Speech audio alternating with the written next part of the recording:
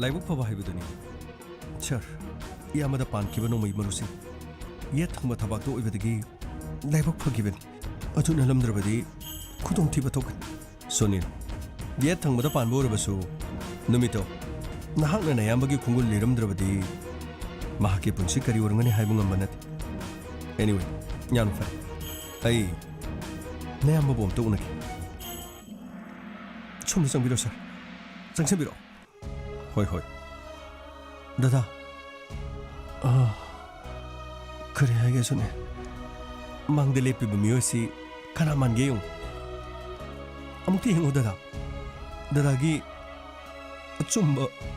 망들레 리베 소르금나 미오시나 다다기 좀 먹이다 막 야래 순 프랭코마 하우지티 토도포 가리스 도로이네 칼레 करीम तो वारूरन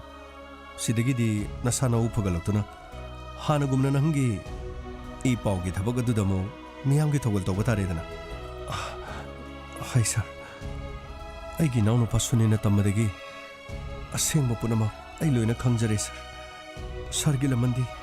मपोक्सिमगी सिंगबंग मरोय नते प्रेंकुमा नमितगी न बिदागनो हौजी नंगसे लायंगदुना लेरिबन अदुमना कपसलगा गमाय तौदिनो सर अने नुंगाइतबगी कप नथि अगी मितगी तारिब पी असिदी हराउब नुंगाइब अदुगा अगी अचुमगिदमक सरना तौबिखिब मयामदो मदुगिदमक्ता मितगी पी दाजबन नते प्रेंकुमा मसी अइना करिसु क्रेडिट लौनिंगा लेथि अचौब थौदांग लौखिबदी नंगी ननाव नुपा सुनिन नंबु मतम चाना हॉस्पिटल पुरमद्रबदी अदो यानो फरे आइदी नंगी माइथोंगसिगा सुनिनगी माइथोंगसे ट्विन्स ओइबसिदा नखोय नि ओन थोकनरबसो आइदी खंगबो ngमगदबा मानथे सुनिन सर नेयाम प्रेमकुमारबो निंगथिजनी यंगसिलो अदुगा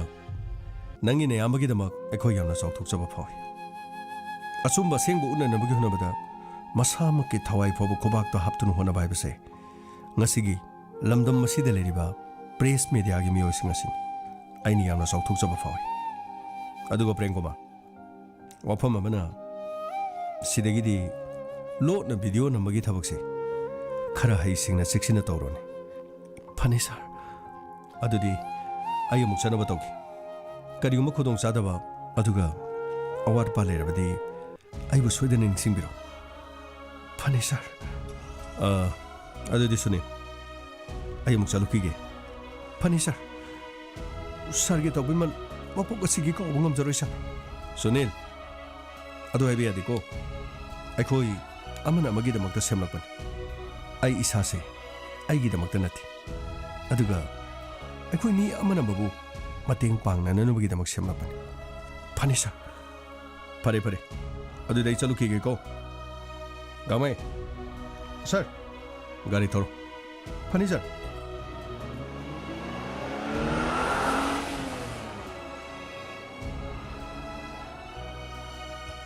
पुलिस स्टेशन अदुदा इंस्पेक्टर तयाई lucky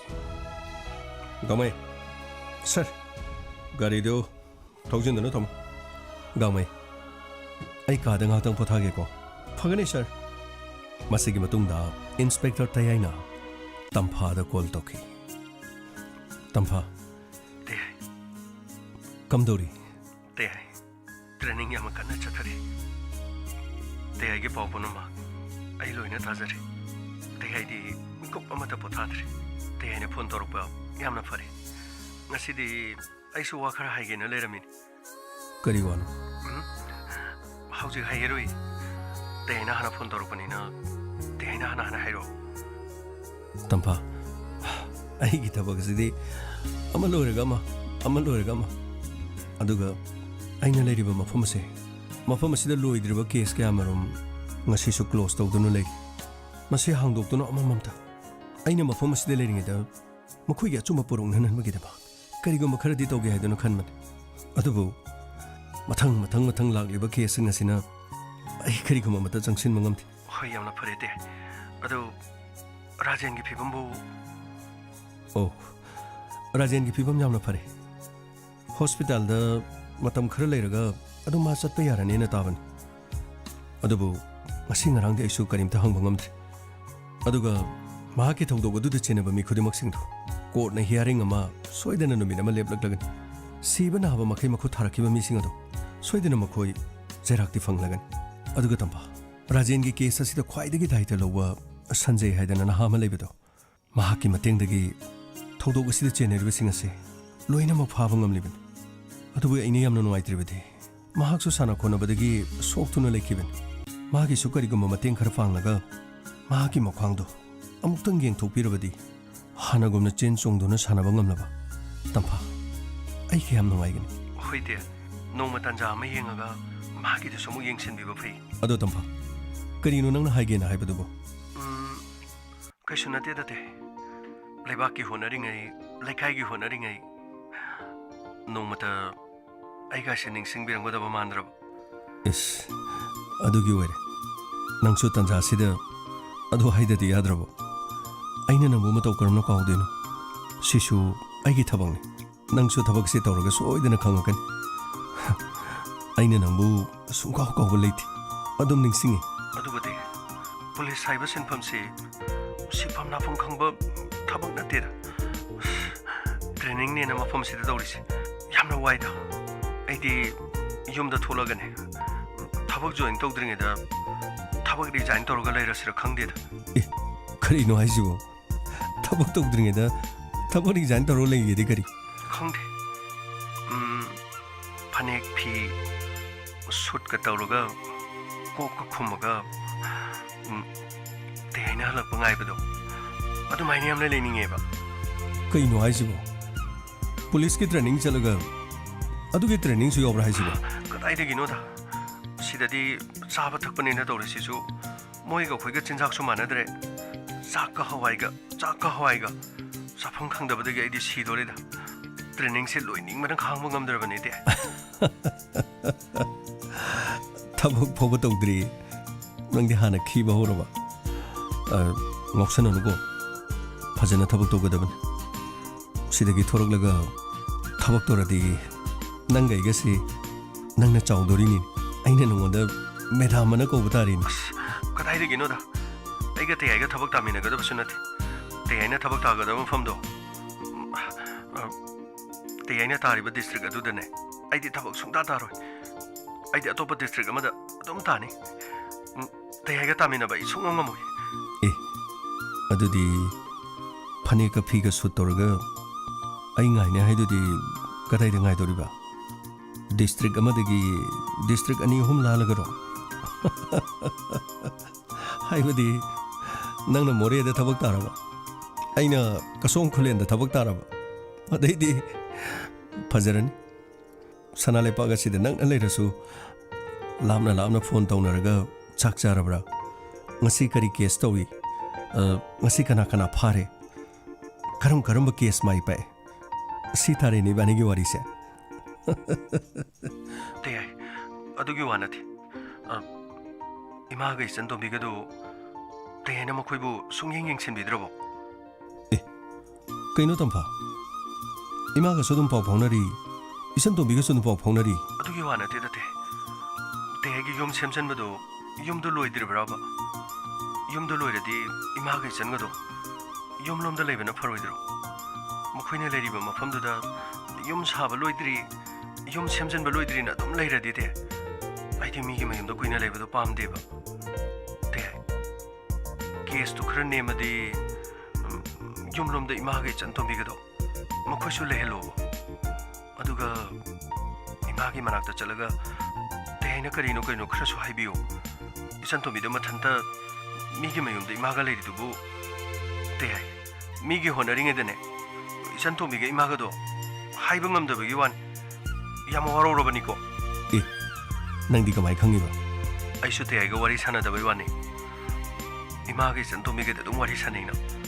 kari insang sare kari thonge hauji kari tauri te aina bo ingonda hangbi dabai wani moina de dum ingonda hangi te aidi hairoraga case ama tauri case ama pai wa hairurasu tension लेबनिना idea तो हाइबा ngamद्रबने ते ए ꯅꯪꯗꯤ ꯌꯥꯝꯅ ꯋꯥꯔꯧꯔꯝꯃꯤꯖꯥꯠꯅꯤ ꯇꯝꯐꯥ ꯑꯩꯈꯣꯏꯒꯤ ꯊꯕꯛꯁꯤꯅꯅꯤ ꯑꯩꯅ ꯅꯉꯣꯟꯗ ꯀꯌꯥꯔꯛ ꯍꯟꯅ ꯍꯥꯏꯔꯤ ꯅꯪꯁꯨ ꯊꯕꯛꯁꯤ ꯇꯧꯔꯒ ꯁꯣꯏꯗꯅ ꯈꯪꯂꯛꯀꯅꯤ ꯑꯁ ꯈꯪꯗꯦ ꯁꯤꯗꯤ ꯉꯁꯤꯗꯤꯅꯦ ꯏꯃꯥꯒ ꯏꯆꯟꯇꯣꯝꯕꯤ ꯃꯅꯥꯛꯇ ꯑꯝꯇ ꯆꯠꯂꯣꯕ ꯀꯃꯥꯏ ꯇꯧꯔꯤꯒꯦꯗꯣ ꯑꯃꯨꯛꯇ ꯌꯦꯡꯕꯤꯌꯣꯕ ꯍꯣꯏ ꯍꯣꯏ ꯑꯩ ꯉꯁꯤ ꯅꯣꯡꯃ ꯅꯤꯅꯤ ꯂꯩꯔ ꯆꯠꯂꯒꯦ ꯀꯩꯅꯣ ꯍꯥꯏꯁꯤꯕꯨꯗꯤ ꯍꯣꯔꯦꯟꯂ ꯍꯌꯦꯡꯂ ꯑꯃ ꯆꯠꯄꯤꯌꯣ ꯅꯣꯡꯃ ꯅꯤꯅꯤ ꯂꯩꯔꯒ ꯍꯥꯏꯗꯨꯕꯨ ꯀꯔꯤꯅꯣ ꯍꯣꯏ ꯍꯣꯏ ꯍꯣꯏ ꯐꯔꯦꯁꯦ ꯑꯩ ꯍꯌꯦꯡꯂ ꯀꯔꯤꯅꯣꯃ ꯑꯩ ꯆꯠꯅꯕ ꯍꯣꯠꯅꯔꯒꯦꯁꯦ ꯇꯦꯍꯥꯏ ꯑꯩ ꯇ꯭ꯔꯦꯅꯤꯡꯁꯤ ꯌꯥꯝ ꯊꯨꯅ ꯂꯣꯏꯅꯤꯡꯉꯦꯕ ꯑꯗꯨꯒ ꯇꯦꯍꯥꯏ ꯌꯨꯝ ꯁꯦꯝ ꯁꯥꯕꯗꯨ ꯈꯔ ꯊꯨꯅ ꯂꯣꯏꯍꯜꯂꯣ ꯑꯗꯨꯒ 이마가 ꯏꯆꯟꯇꯣꯝ비ꯒꯗꯨ ꯌꯨꯝꯗ ꯊꯝꯃꯣꯕ ꯍꯣꯏ ꯍꯣꯏ ꯍꯣꯏ ꯍꯣꯏ ꯑꯩ ꯌꯥꯝ ꯊꯨꯅ ꯂꯣꯏꯁꯤꯟꯅꯕ ꯇꯧꯔꯒꯦꯁꯦ ꯑꯗꯨꯗꯤ ꯇꯦ ꯑꯩ ꯐꯣꯟꯁꯤ ꯊꯝꯃꯒꯦ ꯑꯩꯈꯣꯏ ꯑꯇꯣꯞꯄ ꯃꯈꯥ ꯀ꯭ꯂꯥꯁ ꯍꯧꯒꯗꯧꯔꯦ ꯐꯔꯦ ꯇꯝꯕ ꯋꯥꯔꯁꯨ ꯋꯥꯅ ꯃꯇꯝ ꯈꯔꯗꯤ ꯈꯪꯉꯨ ꯑꯗꯨꯒ ꯑꯩꯈꯣꯏ ꯑꯅꯤ ꯆꯪꯗꯅ ꯂꯝꯗꯝ ꯑꯁꯤꯒꯤ ꯁꯅꯥ ꯂꯩꯕꯥꯛꯀꯤꯗꯃꯛ ꯄ꯭ꯔꯖꯥ ꯃꯤꯌꯥꯝꯒꯤꯗꯃꯛ ꯑꯩꯈꯣꯏ ꯍꯣꯠꯅꯕ ꯌꯥꯕ ꯍꯣꯠꯅꯔꯝꯁꯤ ꯍꯣꯏ ꯇꯦ ꯑꯗꯣ 이마ꯒꯤ ꯃꯅꯥꯛꯇ ꯆꯠꯄꯗꯣ ꯀꯥꯎꯅꯤꯀꯣ ꯇꯦ ꯍꯣꯏꯕ ꯑꯩ ꯀꯥꯎꯔꯔꯣꯏꯕ ꯐꯔꯦ ꯑꯗꯨꯗꯤ ꯑꯩ ꯊꯝꯃꯒꯦꯀꯣ ꯍꯣꯏ ꯍꯣꯏ ꯁꯔ ꯁꯔꯁꯤ ꯋꯥꯔꯤ ꯁꯥꯔꯕꯤ ꯃꯥꯜꯂꯦꯅꯦ ꯑꯩꯈꯣꯏꯒꯤ ꯁꯔꯁꯤꯁꯨ ꯃꯦꯗꯥꯝ ꯇꯝꯐꯥꯒ ꯃꯍꯥꯛꯁꯨ ꯔꯣꯃꯥꯟꯁ ꯇꯧꯕ ꯑꯣꯏꯔ ꯃꯥꯜꯂꯦꯅꯦ ꯑꯩꯅ ꯑꯃꯨꯛ ꯑꯄꯟꯕ ꯄꯤꯕꯒꯨꯝ ꯊꯣꯛꯇꯅ ꯀꯩꯅꯣ ꯒꯥꯡꯃꯩ ꯆꯪꯉꯣ ꯁꯔ ꯋꯥꯔꯤ ꯁꯥꯟꯅꯕ ꯑꯣꯏꯔꯗꯤ ꯀꯣꯟꯅ ꯍꯥꯏꯔꯒꯦꯇ ꯁꯔ ꯀꯩꯅꯣ ꯒꯥꯡꯃꯩ ꯃꯤ ꯑꯅꯧꯕ ꯑꯃ ꯂꯥꯛꯑꯦ ꯁꯔ ꯀꯅꯥ ꯂꯥꯛꯏꯅꯣ ꯁꯔ ꯍꯧꯖꯤꯛ ꯊꯣꯡꯒꯥꯜꯗ ꯆꯪꯂꯛꯏꯌꯦ ꯁꯔ ꯀꯅꯥ ꯑꯦ ꯔꯥꯖꯦꯟ ꯅꯪꯕꯨ ꯅꯁꯥ ꯅꯨꯡꯉꯥꯏꯔꯕ꯭ꯔꯣ ꯁꯔ ꯑꯩ ꯀꯔꯤꯁꯨ ꯇꯧꯗ꯭ꯔꯦ ꯑꯣꯀꯦ ꯔꯥꯖꯦꯟ ꯌꯥꯝꯅ ꯐꯔꯦ ꯔꯥꯖꯦꯟ ꯃꯐꯝ ꯑꯁꯤꯗ ꯅꯪꯅ ꯅꯁꯥ ꯇꯦꯛꯇ ꯀꯥꯏꯗꯅ ꯍꯜꯂꯛꯄ ꯑꯩ ꯌꯥꯝꯅ ꯅꯨꯡꯉꯥꯏꯔꯦ ꯁꯔ ꯃꯁꯤ ꯄꯨꯝꯅꯃꯛ ꯁꯥꯔꯅ ꯍꯣꯠꯅꯕꯤꯕꯗꯒꯤ ꯄꯨꯝꯅꯃꯛ ꯃꯥꯏ ꯄꯥꯛꯆꯔꯤꯕꯅꯤ ꯅꯠꯇꯦ ꯔꯥꯖꯦꯟ ꯃꯗꯨꯗꯤ ꯑꯩꯅ ꯅꯠꯇꯦ ꯑꯗꯨꯒ ꯅꯪꯒꯤ ꯀꯦꯁ ꯑꯁꯤ ꯃꯥꯏ ꯄꯥꯛꯅꯕ ꯍꯣꯠꯅꯕꯗ ꯃꯐꯝ ꯑꯗꯨꯗ ꯁꯟꯖꯦ ꯀꯧꯕ ꯅꯍꯥ ꯑꯃ ꯍꯥꯏꯕꯗꯤ ꯅꯪꯉꯣꯟꯗ ꯀꯣꯜ ꯇꯧꯔꯛꯇꯨꯅ ꯃꯐꯝ ꯑꯗꯨꯗ ꯀꯧꯈꯤꯕ ꯅꯍꯥꯗꯣ ꯃꯥꯒꯤ ꯆꯥꯎꯔꯕ ꯃꯇꯦꯡ ꯈꯪꯖꯔꯦ ꯁꯔ ꯑꯗꯨꯒ ꯁꯔ ꯃꯍꯥꯛꯁꯨ ꯃꯈ꯭ꯋꯥꯡ ꯁꯣꯛꯄꯗꯒꯤ ꯅꯥꯗꯨꯅ ꯂꯩ ꯍꯥꯏꯕ ꯑꯩꯁꯨ ꯇꯥꯖꯔꯦ ꯑꯆꯨꯝꯕꯅꯤ ꯔꯥꯖꯦꯟ ꯑꯩꯈꯣꯏꯅ ꯃꯍꯥꯛꯀꯤ ꯃꯇꯦꯡ ꯄꯥꯡꯁꯤꯜꯂꯒ ꯃꯍꯥꯛꯄꯨꯁꯨ ꯇꯦꯛꯇ ꯀꯥꯏꯗꯕ ꯑꯗꯨꯒ ꯃꯍꯥꯛꯅ ꯄꯥꯝꯖꯔꯤꯕ ꯃꯁꯥꯟꯅ ꯑꯗꯨꯗ ꯑꯃꯨꯛ ꯍꯟꯅ ꯂꯥꯛꯄ ꯑꯆꯨꯝꯕꯅꯤ ꯁꯔ ꯃꯗꯨꯒꯤꯗꯃꯛ ꯑꯩꯒꯤ ꯃꯥꯏꯀꯩꯗꯒꯤ ꯑꯉꯝꯕ ꯊꯥꯛꯇ ꯍꯣꯠꯅꯒꯅꯤ ꯅꯈꯣꯏ ꯀꯅꯥ ꯂꯩꯒꯦ ꯔꯥꯖꯦꯟ ꯂꯥꯛꯑꯦꯅꯦ ꯑꯃꯨꯛꯇ ꯂꯥꯎꯅꯦ ꯒꯥꯡꯃꯩ ꯁꯔ ꯅꯈꯣꯏꯒꯤ ꯁꯥꯔ ꯔꯥꯖꯦꯟ ꯂꯩꯔꯦ ꯅꯈꯣꯏꯒꯤ ꯁꯥꯔ ꯔꯥꯖꯦꯟ ꯂꯩ ꯍꯥꯏꯗꯅ ꯑꯃꯨꯛꯇ ꯇꯝꯃꯨꯆꯣꯗꯅ ꯐꯒꯅꯤ ꯁꯔ ꯔꯥꯖꯦꯟ ꯃꯐꯝ ꯑꯁꯤꯗ ꯇꯦꯛꯇ ꯀꯥꯏꯗꯅ ꯂꯥꯛꯄꯤꯕꯁꯤꯒꯤꯗꯃꯛ ꯁꯔ ꯕꯤꯃꯣ ꯃꯐꯝ ꯑꯁꯤꯗ ꯑꯃꯨꯛ ꯍꯟꯅ ꯅꯪꯒ ꯊꯦꯡꯅꯕ ꯌꯥꯝꯅ ꯅꯨꯡꯉꯥꯏꯔꯦ ꯁꯟꯇꯣꯁ ꯂꯥꯛꯑꯣ ꯁꯥꯔ ꯔꯥꯖꯦꯟꯁꯦ ꯁꯤꯗ ꯂꯩꯔꯦ ꯂꯥꯛꯑꯣ ꯁꯔ ꯁꯟꯇꯣꯁ ꯔꯥꯍꯨꯜ ꯚꯤꯃꯣ ꯒꯥꯡꯃꯩ ꯃꯐꯝ ꯑꯁꯤꯗ ꯅꯈꯣꯏꯒ ꯑꯃꯨꯛ ꯍꯟꯅ ꯊꯦꯡꯅꯕꯁꯤ ꯑꯩꯒꯤ ꯄꯨꯛꯅꯤꯡ ꯌꯥꯝꯅ ꯆꯥꯎꯊꯦ ꯑꯋꯥ ꯑꯅꯥ ꯀꯌꯥꯗ ꯁꯔꯨꯛ ꯌꯥꯃꯤꯟꯅꯔꯛꯂꯕ ꯅꯈꯣꯏꯒ ꯑꯃꯨꯛ ꯍꯟꯅ ꯃꯐꯝ ꯑꯁꯤꯗ ꯃꯤꯌꯥꯝꯒꯤꯗꯃꯛꯇ ꯊꯕꯛ ꯇꯧꯕ ꯐꯪꯒꯅꯤ ꯈꯜꯂꯨꯕꯗ ꯑꯩꯒꯤ ꯊꯃꯣꯏꯗ ꯅꯨꯡꯉꯥꯏꯕ ꯐꯥꯎꯏ ꯇꯥꯏꯕꯪ ꯃꯄꯨꯕꯨ ꯍꯟꯅ ꯊꯥꯒꯠꯆꯩ ꯅꯈꯣꯏ ꯃꯌꯥꯝꯒ ꯑꯃꯨꯛ ꯍꯟꯅ ꯊꯦꯡꯅꯕ ꯐꯪꯕ ꯔꯥꯖꯦꯟ ꯀꯔꯤꯒꯤ ꯄꯨꯛꯅꯤꯡ ꯁꯣꯟꯊꯔꯤꯕꯅꯣ ꯑꯩꯈꯣꯏ ꯃꯌꯥꯝ ꯂꯩꯔꯤꯕꯁꯤꯗꯤ ꯍꯧꯖꯤꯛ ꯑꯩꯈꯣꯏꯒꯤ ꯃꯥꯡꯗ ꯆꯪꯁꯤꯟꯒꯗꯕ ꯊꯕꯛ ꯀꯌꯥ ꯃꯔꯨꯝ ꯋꯥꯠꯂꯤ ꯑꯩꯈꯣꯏꯗ ꯄꯤꯔꯤꯕ ꯏꯊꯧꯗꯥꯡ ꯄꯨꯝꯅꯃꯛ ꯑꯁꯦ ꯑꯩꯈꯣꯏꯅ ꯑꯃꯃꯝꯇ ꯄꯥꯡꯊꯣꯛꯀꯗꯕꯅꯤ ꯑꯩꯈꯣꯏꯅ ꯅꯤꯡꯊꯤꯖꯅ ꯏꯁꯥꯒꯤ ꯏꯊꯧ ꯅꯤꯌꯣꯝ ꯆꯨꯝꯅ ꯇꯧꯔꯕ ꯃꯇꯝ ꯑꯗꯨꯗ ꯑꯩꯈꯣꯏꯒꯤ ꯂꯩꯕꯥꯛ ꯂꯝꯗꯝ ꯑꯁꯤꯗ ꯀꯅꯥꯒꯨꯝꯕ ꯑꯃꯠꯇꯅ ꯑꯔꯥꯟꯕ ꯇꯧꯕ ꯉꯝꯂꯣꯏ ꯑꯗꯨꯒ ꯑꯔꯥꯟꯕ ꯇꯧꯔꯕꯁꯨ ꯈꯨꯗꯛ ꯑꯗꯨꯗ ꯆꯩꯔꯥꯛ ꯐꯪꯍꯟꯕ ꯉꯝꯒꯗꯧꯔꯤꯕꯅꯤ ꯉꯁꯤ ꯅꯪꯅ ꯃꯐꯝ ꯑꯁꯤꯗ ꯂꯥꯛꯄꯁꯦ ꯑꯩꯁꯨ ꯌꯥꯝꯅ ꯅꯨꯡꯉꯥꯏ ꯁꯔ ꯊꯥꯒꯠꯆꯔꯤ sir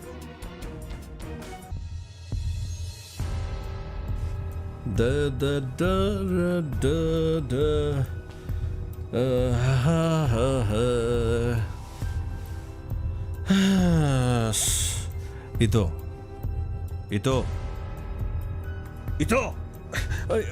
Yamu.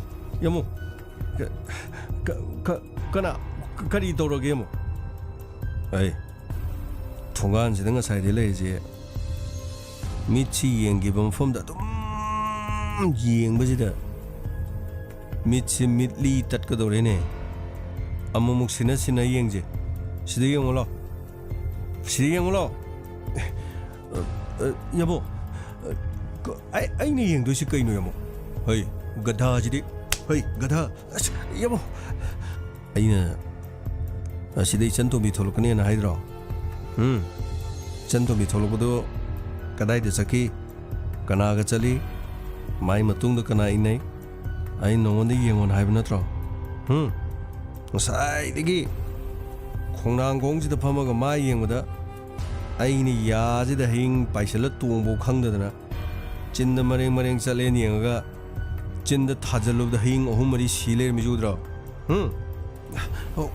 Hoyamo ai mu yengjake yare hojiti yengono yare chantombi kaigino mana thongan sida ilei ne khangra ma sung to tholuk de jigaigin ma gije ai amu sito male ai monda nungsi pamena monda ina hai khati mana ko ya dri sigaigino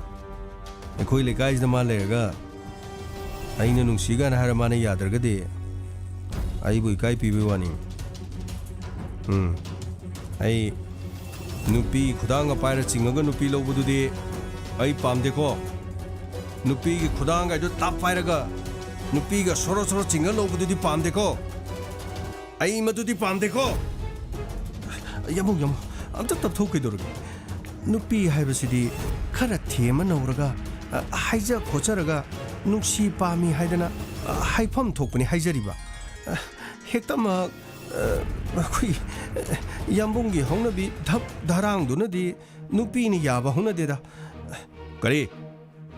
nupi ni yaba yadaba dhruva ina nungsi na hayadi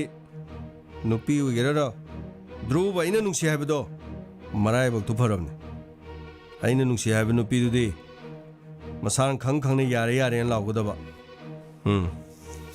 mushi thawai 상들은 통화냐 맛 톨록들복 상들이네 와라우가 들어야 뭐 아이고 와하면 좀 하이자봐 야가더라 왜 와노 야뭐 이산 돈비에 시수 마삭수 티번났디 마삭수 이바 파자리번 아두나 얌봉기 모ong마다 오시다 앙앙아시나 끼보이 거리보이 눅시러가수 눅시 하이나 바꿈 삐닝다보 이런 바수게 그이노랑 하이도 năng cây nó vẫn hay đâu thật lâu rồi ơi chiên này cái cha ra cái này qua là mỹ ngang một tổ con xây thì cái dòi đủ rồi nó ăn đến tao vậy này thà cái ấy cái mày ông tôi ngang con nó tôi cái hoàn tiệt thì cái nó này nó ngang chơi xí số yam bông cái phần này hay chơi đi cái phần nào cái phần nào yam hꯧ지기 마탐시 패션기 월니 하이저리바 야몽나 पैसा खितंग सटलदी हाइपितंग पार्लरदगा चंगगा खजितंग टेमथोक टेमसिनगा तौरगा खितंग fit लंगना थोलादी इसन तोबिनासु कनाना खंगनि यारकपसु याय हाइजरिबा कइनो नाजा IC येंबदि याम थिरबा IC येंबदि याम थिरबा ओइ स्वाइसिदि द्रुबा हाइगा लोरे ꯑꯩꯈꯣꯏ ꯈꯨꯟꯁꯤ ꯈꯛꯇ ꯅꯠꯇꯅ ꯈꯨꯟꯊꯪꯅꯔꯤꯕ ꯈꯨꯟ ꯑꯅꯤ ꯑꯍꯨꯝꯁꯤ ꯐꯥꯎꯕ ꯙ꯭ꯔꯨꯕꯒꯤ ꯃꯤꯡ ꯇꯥꯕꯗꯅꯦ ꯍꯨꯏ ꯐꯥꯎꯕꯗ ꯂꯝꯕꯤꯗ ꯆꯠꯂꯝꯕꯗꯒꯤ ꯃꯃꯩ ꯀꯣꯜꯂꯒ ꯆꯠꯂꯤꯕꯅꯤ ꯅꯪ ꯈꯪꯗꯦ ꯍꯣꯏ ꯑꯗꯨꯕꯨꯗꯤ ꯌꯥꯃꯨ ꯌꯦꯟ ꯐꯥꯎꯕꯗ ꯃꯔꯨꯝ ꯀꯣꯛꯀꯦ ꯇꯧꯔꯝꯕꯗꯣ ꯌꯥꯝꯕꯨꯡ ꯎꯕꯗꯒꯤ ꯃꯔꯨꯝ ꯍꯪꯀꯛꯈ꯭ꯔꯤꯕꯅꯤ ꯍꯥꯏꯔꯤꯕ ꯀꯔꯤ ꯃꯔꯨꯝ ꯍꯪꯀꯛꯈꯤ ꯅꯪ ꯀꯔꯤ ꯍꯥꯏꯗꯦ ꯅꯠꯇꯦ ꯌꯥꯃꯨ ꯈꯔꯥꯏꯗꯒꯤ ꯍꯥꯏꯔꯨꯔꯤꯅꯣ ꯇꯧꯔꯤꯁꯤꯕꯨ ꯑꯗꯨ ꯌꯥꯃꯨ ꯂꯥꯟꯅ ꯂꯧꯕꯤꯒꯅꯨ ꯀꯩꯗꯧꯔꯒꯦ ꯄꯥꯔꯂꯔꯗꯒ ꯍꯥꯏꯐꯦꯠ ꯆꯠꯂꯒ ꯐꯨꯔꯤꯠ ꯐꯤꯔꯣꯟꯒꯥꯏꯗꯣ ꯈꯤꯇꯪ ꯁ꯭ꯀꯤꯟ ꯇꯥꯏꯠ ꯖꯤꯟꯒꯥꯏꯗꯣ ꯈꯤꯇꯪ ꯈꯨꯔꯥꯏꯗꯒ ꯈꯤꯇꯪ ꯁꯦꯒꯥꯏꯕ ꯑꯗꯨꯒ ꯈꯣꯡꯎꯞ ꯀꯥꯏꯗꯣ ꯑꯩꯈꯣꯏꯒꯤ ꯃꯪꯒꯦ ꯃꯆꯨꯒꯨꯝꯕ ꯆꯣꯔꯐꯣꯟ ꯃꯆꯨꯒꯨꯝꯕ ꯑꯗꯨꯒ ꯁꯝ ꯀꯥꯏꯗꯣ ꯆꯞ ꯆꯞ ꯌꯨꯡꯍꯜꯂꯒ ꯃꯇꯣꯟꯗ ꯈꯖꯤꯛꯇꯪ ꯉꯥꯡꯂꯤ ꯉꯥꯡꯂꯤꯒ ꯇꯩꯔꯒ ꯁ꯭ꯄꯦꯛ ꯑꯃꯨꯕ ꯑꯃ ꯎꯞꯄꯒ ꯑꯗꯨꯒ ꯌꯥꯝꯕꯨꯡꯒꯤ ꯈꯗꯥꯡꯗ ꯆꯣꯝꯃꯤꯕ ꯀꯣꯏ ꯃꯌꯥꯝꯗꯣ ꯃꯗꯨꯝꯇꯪꯒ ꯈꯥꯎꯗꯠꯂꯒ ꯑꯁ ꯈꯥꯛꯀꯦ ꯍꯥꯏꯔꯁꯨ ꯈꯖꯤꯛꯇꯪ ꯆꯤꯝꯕꯥꯟ ꯃꯌꯥꯗꯨꯗ ꯔꯥꯁꯤ ꯂꯩꯅ ꯄꯠꯇꯤ ꯑꯃꯇꯪ ꯆꯤꯡꯉꯒ ꯈꯥꯛꯑꯒꯗꯤ ꯅꯨꯄꯤ ꯑꯉꯥꯡꯅꯁꯨ ꯌꯥꯗꯧꯕ ꯀꯗꯥꯏꯗꯒꯤꯅꯣꯗ ꯑꯁꯤ ꯁꯛꯁꯤꯗꯕꯨ ꯀꯅꯥ ꯌꯥꯗꯣꯏꯅꯣꯃꯤ ꯑꯔꯦꯝꯕ ꯄꯥꯆꯥꯕꯩ ꯇꯨꯡ ꯏꯟꯅꯔꯕꯩ ꯋꯥꯅꯤ ꯃꯥꯏ ꯃꯑꯣꯡ ꯃꯇꯧꯁꯨ ꯀꯅꯥ ꯌꯥꯗꯣꯏꯅꯣ ꯁꯤꯕꯣ ꯅꯣꯏ ꯈꯪꯗ ꯇꯧꯏꯅꯤ ꯃꯥꯏ ꯃꯑꯣꯡꯁꯤꯗꯤ ꯅꯨꯄꯤꯗꯤ ꯌꯥꯔꯛꯇ꯭ꯔꯒ ꯀꯔꯤ ꯅꯪ ꯃꯔꯨ ꯃꯔꯨ ꯁꯣꯜꯂꯤꯗꯨ ꯀꯩꯅꯣ ꯀꯔꯤꯅꯣꯕ ꯀꯔꯤꯝ ꯍꯥꯏꯗꯦ ꯌꯥꯝꯕꯨ ꯑꯩ ꯀꯔꯤꯝꯇ ꯍꯥꯏꯖꯗꯦꯁꯦ ꯑꯩꯅ ꯍꯥꯏꯔꯤꯁꯤꯗꯤ ꯌꯥꯝꯕꯨꯡꯒꯤ ꯐꯅꯕ ꯉꯥꯛꯇꯅꯤ ꯁꯦ ꯅꯅꯥꯎꯗꯅꯦ ꯅꯅꯥꯎꯗ ꯌꯥꯝꯗ꯭ꯔꯕꯗ ꯂꯨꯄꯥ 10,000 ꯈꯛꯇ ꯄꯤꯔꯣ ꯑꯗꯨꯒꯅꯦ ꯌꯥꯝꯕꯨꯡꯁꯦ ꯐꯤꯠ ꯐꯤꯠ ꯐꯤꯠ ꯐꯤꯠ ꯐꯤꯠ ꯂꯪꯍꯜꯂꯒ 이찬 ꯇꯣꯝꯕꯤꯒꯤ ꯒꯦꯠꯁꯤꯗ ꯂꯦꯞꯄꯒ ꯑꯃꯨꯛꯇꯪ ꯂꯦꯞꯄꯒ ꯌꯦꯡꯁꯤꯁꯦ ꯑꯗꯨꯒꯤ ꯃꯇꯨꯡꯗꯒꯤꯗꯤꯅꯦ 이찬 ꯇꯣꯝꯕꯤꯅ ꯄꯨꯛꯅꯤꯡ ꯍꯣꯡꯉꯛꯇꯅ ꯀꯩꯅꯣ ꯑꯁ ꯌꯥꯏ ꯀꯥꯏꯅ ꯍꯥꯏꯔꯛꯄ꯭ꯔꯁꯨ ꯈꯪꯗꯦꯗ ꯑꯩꯕꯨ ꯀꯌꯥꯝ ꯐꯠꯇꯕ ꯃꯤꯅꯣ ꯉꯁꯤ ꯐꯥꯎꯕꯗ ꯙ꯭ꯔꯨꯕꯅ ꯀꯔꯝꯕ ꯂꯩꯀꯥꯏꯗ ꯆꯠꯂꯒ ꯀꯔꯝꯕ ꯅꯨꯄꯤ ꯑꯃꯗ ꯅꯨꯡꯁꯤꯅ ꯈꯨꯗꯥꯡ ꯄꯥꯏꯕ ꯌꯥꯎꯈ꯭ꯔꯒꯦ 이찬 ꯇꯣꯝꯕꯤ ꯂꯩꯕꯗꯒꯤ ꯉꯥꯎꯁꯟꯅꯈ꯭ꯔꯕ ꯌꯨ ꯊꯛꯇꯅ ꯖꯨꯋꯥꯔ ꯁꯥꯟꯅꯗꯅ ꯂꯩꯔꯛ ꯈꯣꯡꯕꯥꯟ 이시ꯠꯇꯅ ꯂꯝꯕꯤꯗ ꯒꯨꯟꯗꯥ ꯇꯧ ꯂꯩꯔꯝꯕꯗꯣ ꯂꯣꯏ ꯇꯣꯛꯊꯣꯛꯑꯦꯅ ꯂꯩꯀꯥꯏꯁꯤꯗ ꯃꯥ ꯂꯩꯕꯗꯩ ꯅꯠꯇ꯭ꯔꯣ ꯃꯥꯏ ꯃꯃꯥꯡꯗꯨꯗ ꯏꯀꯥꯏꯗꯅ ꯑꯩꯅ ꯈꯔ ꯃꯥꯏ ꯃꯃꯥꯏ ꯉꯥꯛꯄꯤꯕ ꯋꯥꯅꯤ ꯌꯥꯗ꯭ꯔꯗꯤꯕꯀꯣ ꯌꯥꯗ꯭ꯔꯗꯤꯕꯀꯣ ꯑꯩꯅ ꯑꯃꯨꯛ ꯌꯥꯗ꯭ꯔꯒ ꯀꯔꯤ ꯇꯧꯕꯤꯗꯣꯏꯅꯣ ꯌꯥꯗ꯭ꯔꯒ ꯀꯔꯤ ꯇꯧꯕꯤꯗꯣꯏꯅꯣꯕ ꯌꯥꯗ꯭ꯔꯒꯅ 마이 마망도 꼭 시도비를 노래되노 사바스 ꯌꯥꯝꯅ ꯇꯝꯊꯤꯕ ꯃꯥꯜꯂꯒ ꯖꯣꯀꯔ ꯑꯣꯏꯔꯝꯃꯦ ꯇꯥꯅꯤꯀꯣ ꯌꯥꯝꯕꯨꯡ ꯂꯥꯟꯅ ꯂꯧꯕꯤꯒꯅꯨꯀꯣ ꯌꯥꯝꯕꯨꯡꯁꯨ ꯑꯩꯅ ꯇꯤꯟꯅꯖꯔꯤꯁꯤ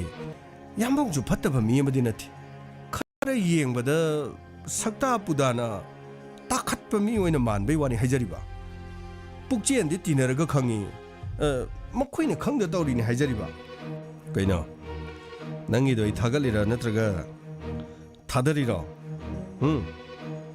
ꯍꯣꯏ ꯑꯩꯅ ꯍꯥꯏꯗꯨꯅꯤꯀꯣ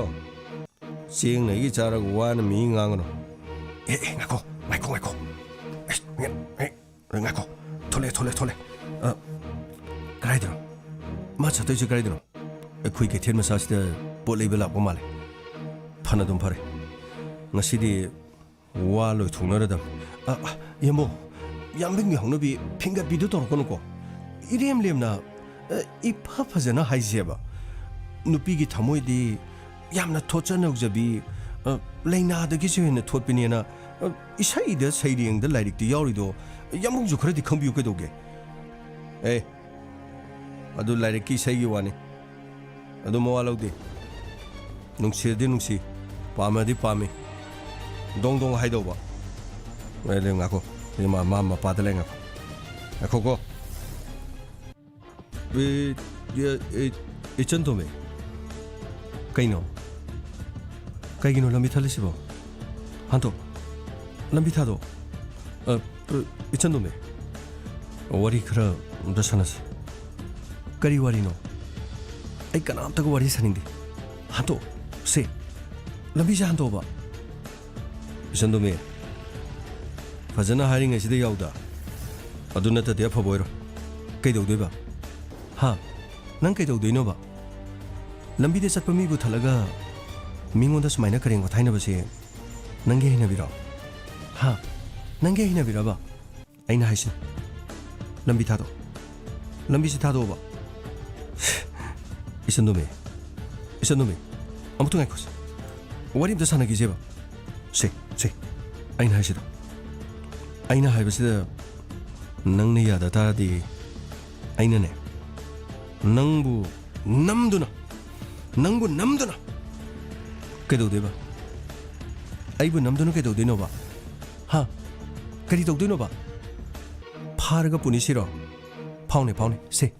phauba ai khudangse paio 세 빠요 고당 세 빠요 봐 ꯑꯗꯨꯒꯤ ꯋꯥ ꯅꯠꯇꯦꯗ ꯇꯥꯗ꯭ꯔꯨꯕ ꯑꯩ ꯋꯥ ꯑꯃ ꯍꯥꯏꯒꯦ ꯑꯩꯁꯦ ꯅꯈꯣꯏ ꯁ꯭ꯋꯥꯏꯗꯅꯦ ꯌꯨꯝꯁꯦ ꯑꯁꯤꯒꯤ ꯌꯨꯝꯁꯤꯗ ꯚꯔꯥꯗ ꯂꯩꯕ ꯏꯃꯥꯒ ꯑꯩꯇꯒꯅꯤ ꯂꯩꯔꯤꯁꯦ ꯑꯗꯨꯒꯅꯦ ꯎꯁꯤꯠꯇꯕꯗꯤ ꯇꯧꯔꯛꯀꯅꯨ ꯑꯩꯈꯣꯏꯁꯨ ꯏꯕꯨꯡ ꯂꯩ ꯑꯩꯒꯤ ꯏꯕꯨꯡꯗꯨ ꯀꯅꯥꯅꯣ ꯍꯥꯏꯕꯗꯨ ꯑꯩ ꯉꯁꯤꯐꯥꯎꯗꯤ ꯇꯥꯈꯤꯗ꯭ꯔꯤ ꯂꯩꯀꯥꯏꯁꯤꯗꯁꯨ ꯈꯪꯕꯁꯨ ꯌꯥꯎꯏ ꯈꯪꯗꯕꯁꯨ ꯌꯥꯎꯏ ꯑꯗꯨꯒꯅꯦ ꯀꯔꯤꯒꯨꯝꯕ ꯅꯪꯅ ꯈꯪꯉꯗꯤ ꯅꯪ ꯅꯌꯨꯝꯁꯦ ꯊꯥꯗꯣꯛꯑꯒꯅꯦ ꯑꯃꯨꯛ ꯍꯟꯅ ꯍꯜꯂꯛꯇꯕꯁꯨ ꯌꯥꯏ ꯑꯩꯒꯤ ꯂꯝꯕꯤ ꯊꯥꯗꯣꯛꯑꯣꯕ ꯑꯣ ꯑꯗꯨꯗꯤ ꯅꯪꯒꯤ ꯅꯕꯨꯡ ꯑꯐꯥꯎꯕ ꯑꯃ ꯂꯩꯌꯦꯅ ꯅꯪꯉꯣꯟꯗ ꯀꯅꯥꯃꯠꯇ ꯅꯨꯡꯁꯤ ꯍꯥꯏꯕ ꯌꯥꯔꯣꯏ ꯁꯤꯅꯤꯅꯦ ꯑꯩ ꯆꯨꯝꯅ ꯍꯥꯏꯔꯤꯉꯩꯁꯤꯗ ꯌꯥꯎ ꯑꯗꯨ ꯅꯠꯇ꯭ꯔꯗꯤ ꯕꯥ ꯊꯥꯡ ꯃꯆꯥ ꯑꯊꯧꯕ ꯑꯃ ꯄꯥꯏꯔꯒ ꯅꯃꯥꯏ ꯑꯗꯨꯗ ꯆꯕꯠ ꯂꯦꯟꯕ ꯉꯝꯕ ꯙ꯭ꯔꯨꯕꯅꯤꯅꯦ ꯙ꯭ꯔꯨꯕ ꯑꯁ ꯌꯥꯝꯕꯣ ꯇꯥꯕ ꯉꯝꯗ꯭ꯔꯦ ꯇꯨꯡ ꯏꯟꯅꯔꯛꯄꯗ ꯑꯩꯕꯨ ꯑꯁ ꯃꯤ ꯅꯨꯄꯤ ꯃꯃꯥꯏꯗ ꯊꯥꯡꯅ ꯂꯦꯜꯂꯒ ꯀꯃꯥꯏꯅ ꯅꯨꯄꯤ ꯀꯣꯏꯒꯦ ꯍꯥꯏꯗꯣꯏꯅꯣ ꯃꯤ ꯅꯪꯅ ꯈꯪꯄꯣꯟꯇꯦ ꯌꯥꯗ꯭ꯔꯗꯤ ꯂꯦꯟ ꯇꯥꯕꯅꯦ ꯅꯨꯡꯁꯤ ꯄꯥꯝꯃꯤ ꯍꯥꯏꯕꯕꯨ 마부 파르고 망한 게 해브로 누비데 누시 하이드는 가나다 하이드노 아다 폴리버 산지데 누시 하이게드로 노카다부다 ngaire tadruba nangi wase nokadabuda ngaire hanto aina harisin sumaina ne hawjigi matamna nupida thalaga kihan khangan base yamna chatnadrabani nahawai ari ba film daga yamna yawbai wan hojikti ne film anobuda sumain tawnadrabani hanto lambi hanto kaino hajibo nungsi pami habasibu film da haibagi mo matau tamgadoro ha film da haina basing do mo matau tam tare sadudi nangi na mangdaga lepaga thatlaga isaiga saktare nungsi pami thamoi piyu isaiga saktare ne nonda ayu shi tabadong lekai isdane lekai asida druba haigrabadi tak ni bangaktan ai khoigi lekai sigakta natana khun thangnari ba lekai sigi lekai teret ki lampak tereta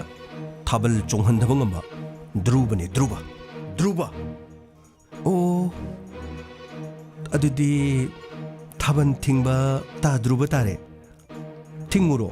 thaban thinguro haujikti corona manungni nane thaban jo chongnadrabani thinguro swaidadine aingonda di lambi thalanu aduga matung manauti aingonda so samaini yelakon hato se yamna thingi se poche leba nang oroche hato chandome irem lem nei phapasana haibasida nangni yaningda taradine nangni yaningda tardi kaidodeba kaidodoino mai asida thang macha duna pairaga chabat siro nangi de da loirabani ai khone tadroba ai nangoda wam ta haige noi imungda mingsel leibro mingsel kai hajibo mingsel ligari aina haibadi na khoigi imungda mingsel leredine mingsel gaidu khara yengdraba nangbo kai hajibo yum amaledi mingsel lebam thoigeno o aina haibadi ne mingsel duda mai du khara yengo mai du yengaga ne mai sida kari soirige aduga karai wai da mai asida athiba yaurige asoiba sing du khara yengaga sumthokpa tamo ata ito ibema karino taito isu ta drubaga tinabasibu nongmatasu mong matau phibam gaise karimta haibidrabro ibema haidi yam haibani ne parlor daga changusi lupa lising manga tara potoro parlor da changusi gain haibani adu buibema ya dabasida kari haigadabano khangdeda taito khoisune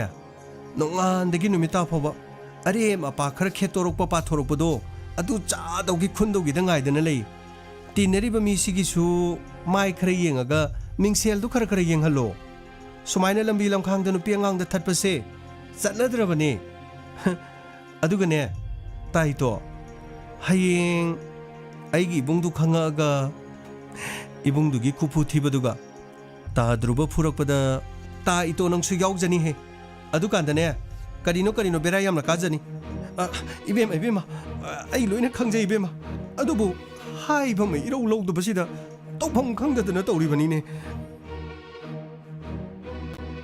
ताद्रुबा हांतोकसे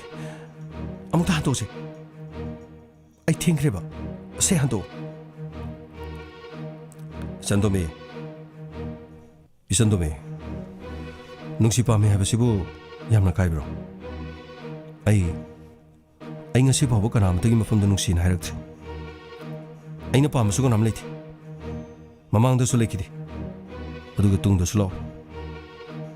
अदुगा सिमदि खं नंगना इबु करिमनारसु नंगिना थमोइदो पेनबा करिमना आइना नंगबु तुकचखिबदि लेथि नंगना इबु तुकचबनिदना मदुगी ओना थैनबदा आइना नंगबु नुंसीबनि आइगी नुंसीबबु करिमना begin अदुगा आइगी नुंसीबदि minim नथि आई थिगिरा ngौगिरा मौगिरा आइगिसु थमोइ मले आइगी थमोइदुना नंगबु नुंसीबगी वान अदुगा नुंसी पामी हाइबा मतमदा अदुमनि काइ पिगदबा नथि ए करिनो हाइसिबो ताद्रुबगी सिदि नंगना नुंसी नंगना पामी अदु याद्रगना आइबो हाटके हाइरो हाटके तुके हाइराबा ताद्रुबा कोकतु खर खलो नुपा अमगा नुपी मगा नुंसीनाबा हाइबसे नुपा दु खंगना नुंसीबन नुंसीबो ओइबे यादि अदुगने नुपी दु खक्तना नुंसीरगसु नुंसीबो ओइबे यादि नुंसीनाबा हाइबसिदिने अनिमंगना नुंसीगदबनि थमोइदगे हौरकपा इहुल अमनि अदुगने अमना अमबसु यानागदबा माइ ngaknagदबा रेस्पेक्ट तौनगदबा अदुगा ताद्रुबना इबु लंबीदि हेक थत थोंगान के तिन सिदा नुंग खरा थारा हुई खरा थौजला मदुदी नुंसीबा नथि उसितबा कवै उसितबा ताद्रुबा सुखंदुनि यंगने नंगी नचनुपि लेरमेना खलोने नंगी नचनुपिदुदा आइगे हेक पोमिना बिबुंगदुना तोरमदि ताद्रुबा नुंगाइगद्रो वाखंदु खर खलो हांतोसे लंबीदु सके हांतो अदुगने ताद्रुबा सिगी मतुंगदगिने अइंगोंदा सुमाइना सुम तौ तारबा अफाबो ओइर आई सोइदन इबुंगदा ताक्थोकन अदुगी मतुंगदगिदि आइबो हारोरकनुको उशितबा यामो चलो हरसिलो यामो लो चसिलो मबुंगदा ताकनी हेलो तुमि लेवितो खुदुंग सोगलिंगसिदा अदु मादि चटख्रेबा आयो खरेकनो लो चसिलोबा ए इचन तोंबे आइना हारिसिने नखोइगी नबुंगना फुगे ज फुजनो आइना नुंसी आइना पामे आइना मिगी मपोन मरुन हुरालुब्रो आइना नंग नुंसी हाइबबु मसिबु करि काइगे नुंसी आइना नंगबु नुंसी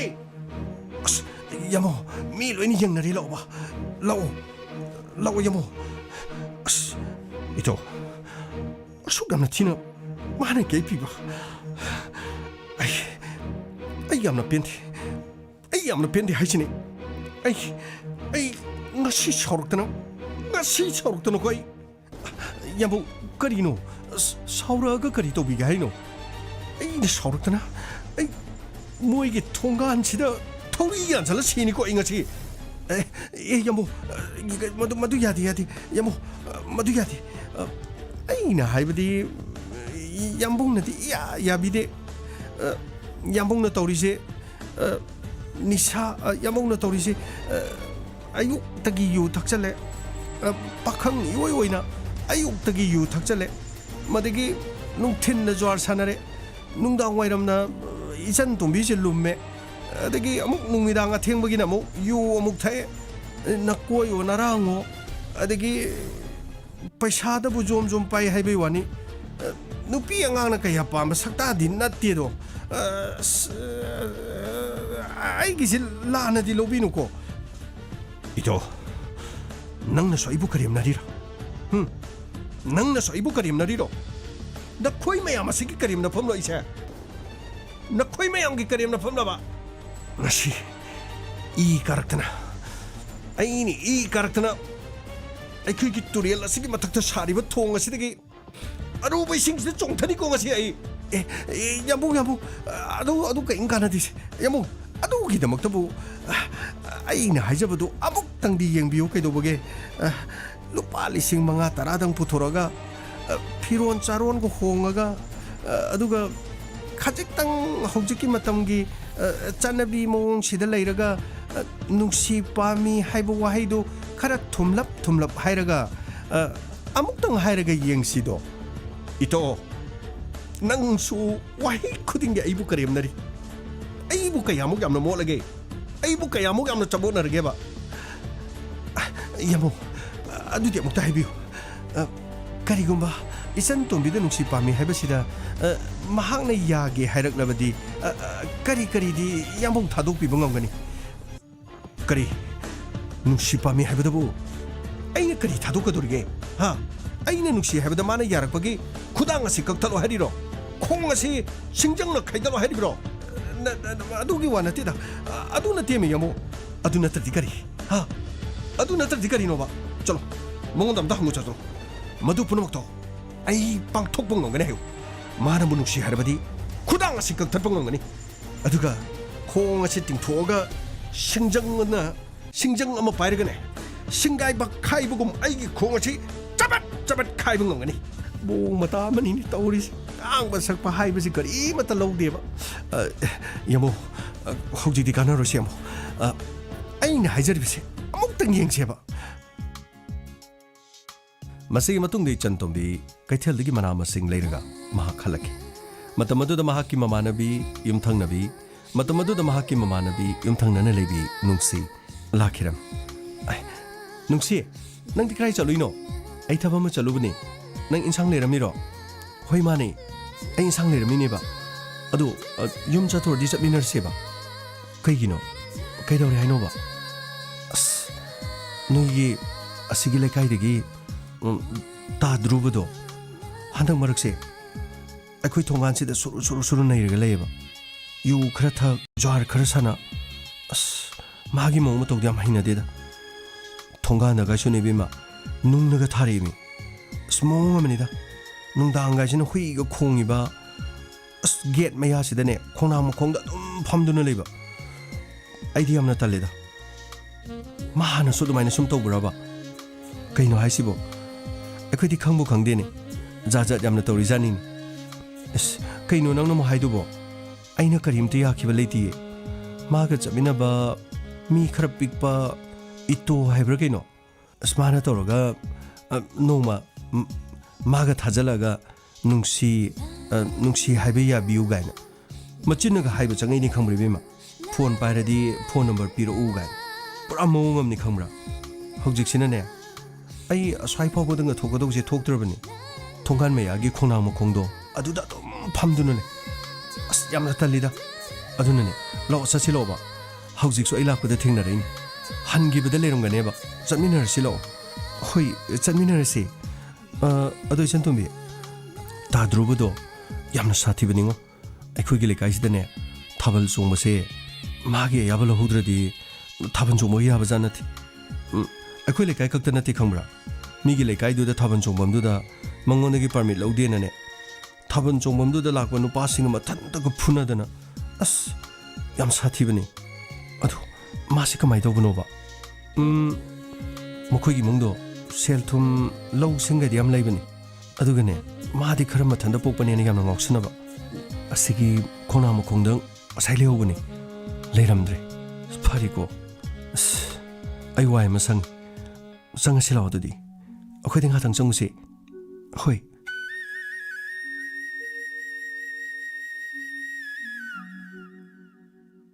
ꯑꯁꯨꯝꯅ ꯃꯊꯪꯒꯤ ꯅꯨꯃꯤꯗꯥꯡ ꯋꯥꯏꯔꯝꯗ ꯅꯨꯡꯁꯤꯅ ꯍꯥꯊꯨ ꯆꯦꯟꯁꯤꯜꯂꯛꯈꯤꯔꯝꯃꯤ ꯏꯆꯟ ꯇꯣꯝꯕꯤ ꯀꯥꯏ ꯂꯩꯒꯦ ꯀꯩꯗꯧꯔꯒꯦ ꯅꯨꯡꯁꯤ ꯀꯩꯗꯧꯔꯒꯦꯕ ꯂꯥꯛꯑꯣ ꯅꯈꯣꯏꯒꯤ ꯊꯣꯡꯒꯥꯟꯗꯅꯦ ꯀꯩꯅꯣꯝꯃ ꯂꯩꯍꯧꯔꯤ ꯌꯦꯡꯉꯣ ꯂꯥꯛꯑꯣꯕ ꯂꯥꯛꯑꯣ ꯑꯝꯇ ꯌꯦꯡꯉꯣ ꯂꯥꯛꯑꯣꯕ ꯀꯩꯅꯣ ꯇꯥꯗ꯭ꯔꯨꯕꯔꯣ ꯇꯜꯂꯤꯗ ꯑꯩ ꯌꯦꯡꯕ ꯇꯜꯂꯦꯕ ꯅꯠꯇꯦ ꯍꯥꯏꯕ ꯑꯝꯇ ꯌꯦꯡꯉꯣ ꯂꯥꯛꯑꯣꯕ ꯇꯨꯃꯤꯟꯅꯅꯦ ꯒꯦꯠꯇꯨꯗꯒꯤ ꯆꯦꯞꯊꯔꯒ ꯌꯦꯡꯉꯣ ꯂꯥꯛꯑꯣꯕ ꯂꯥꯛꯑꯣ ꯑꯝꯇ ꯌꯦꯡꯉꯣ ꯂꯥꯛꯑꯣꯕ ꯑꯝꯇ ꯌꯦꯡꯉꯣ ꯂꯥꯛꯑꯣ ꯃꯤ ꯇꯜꯂꯦꯕ ꯀꯅꯥꯅꯣ ꯅꯪꯒ ꯈꯪꯅꯕ ꯃꯤꯔꯕ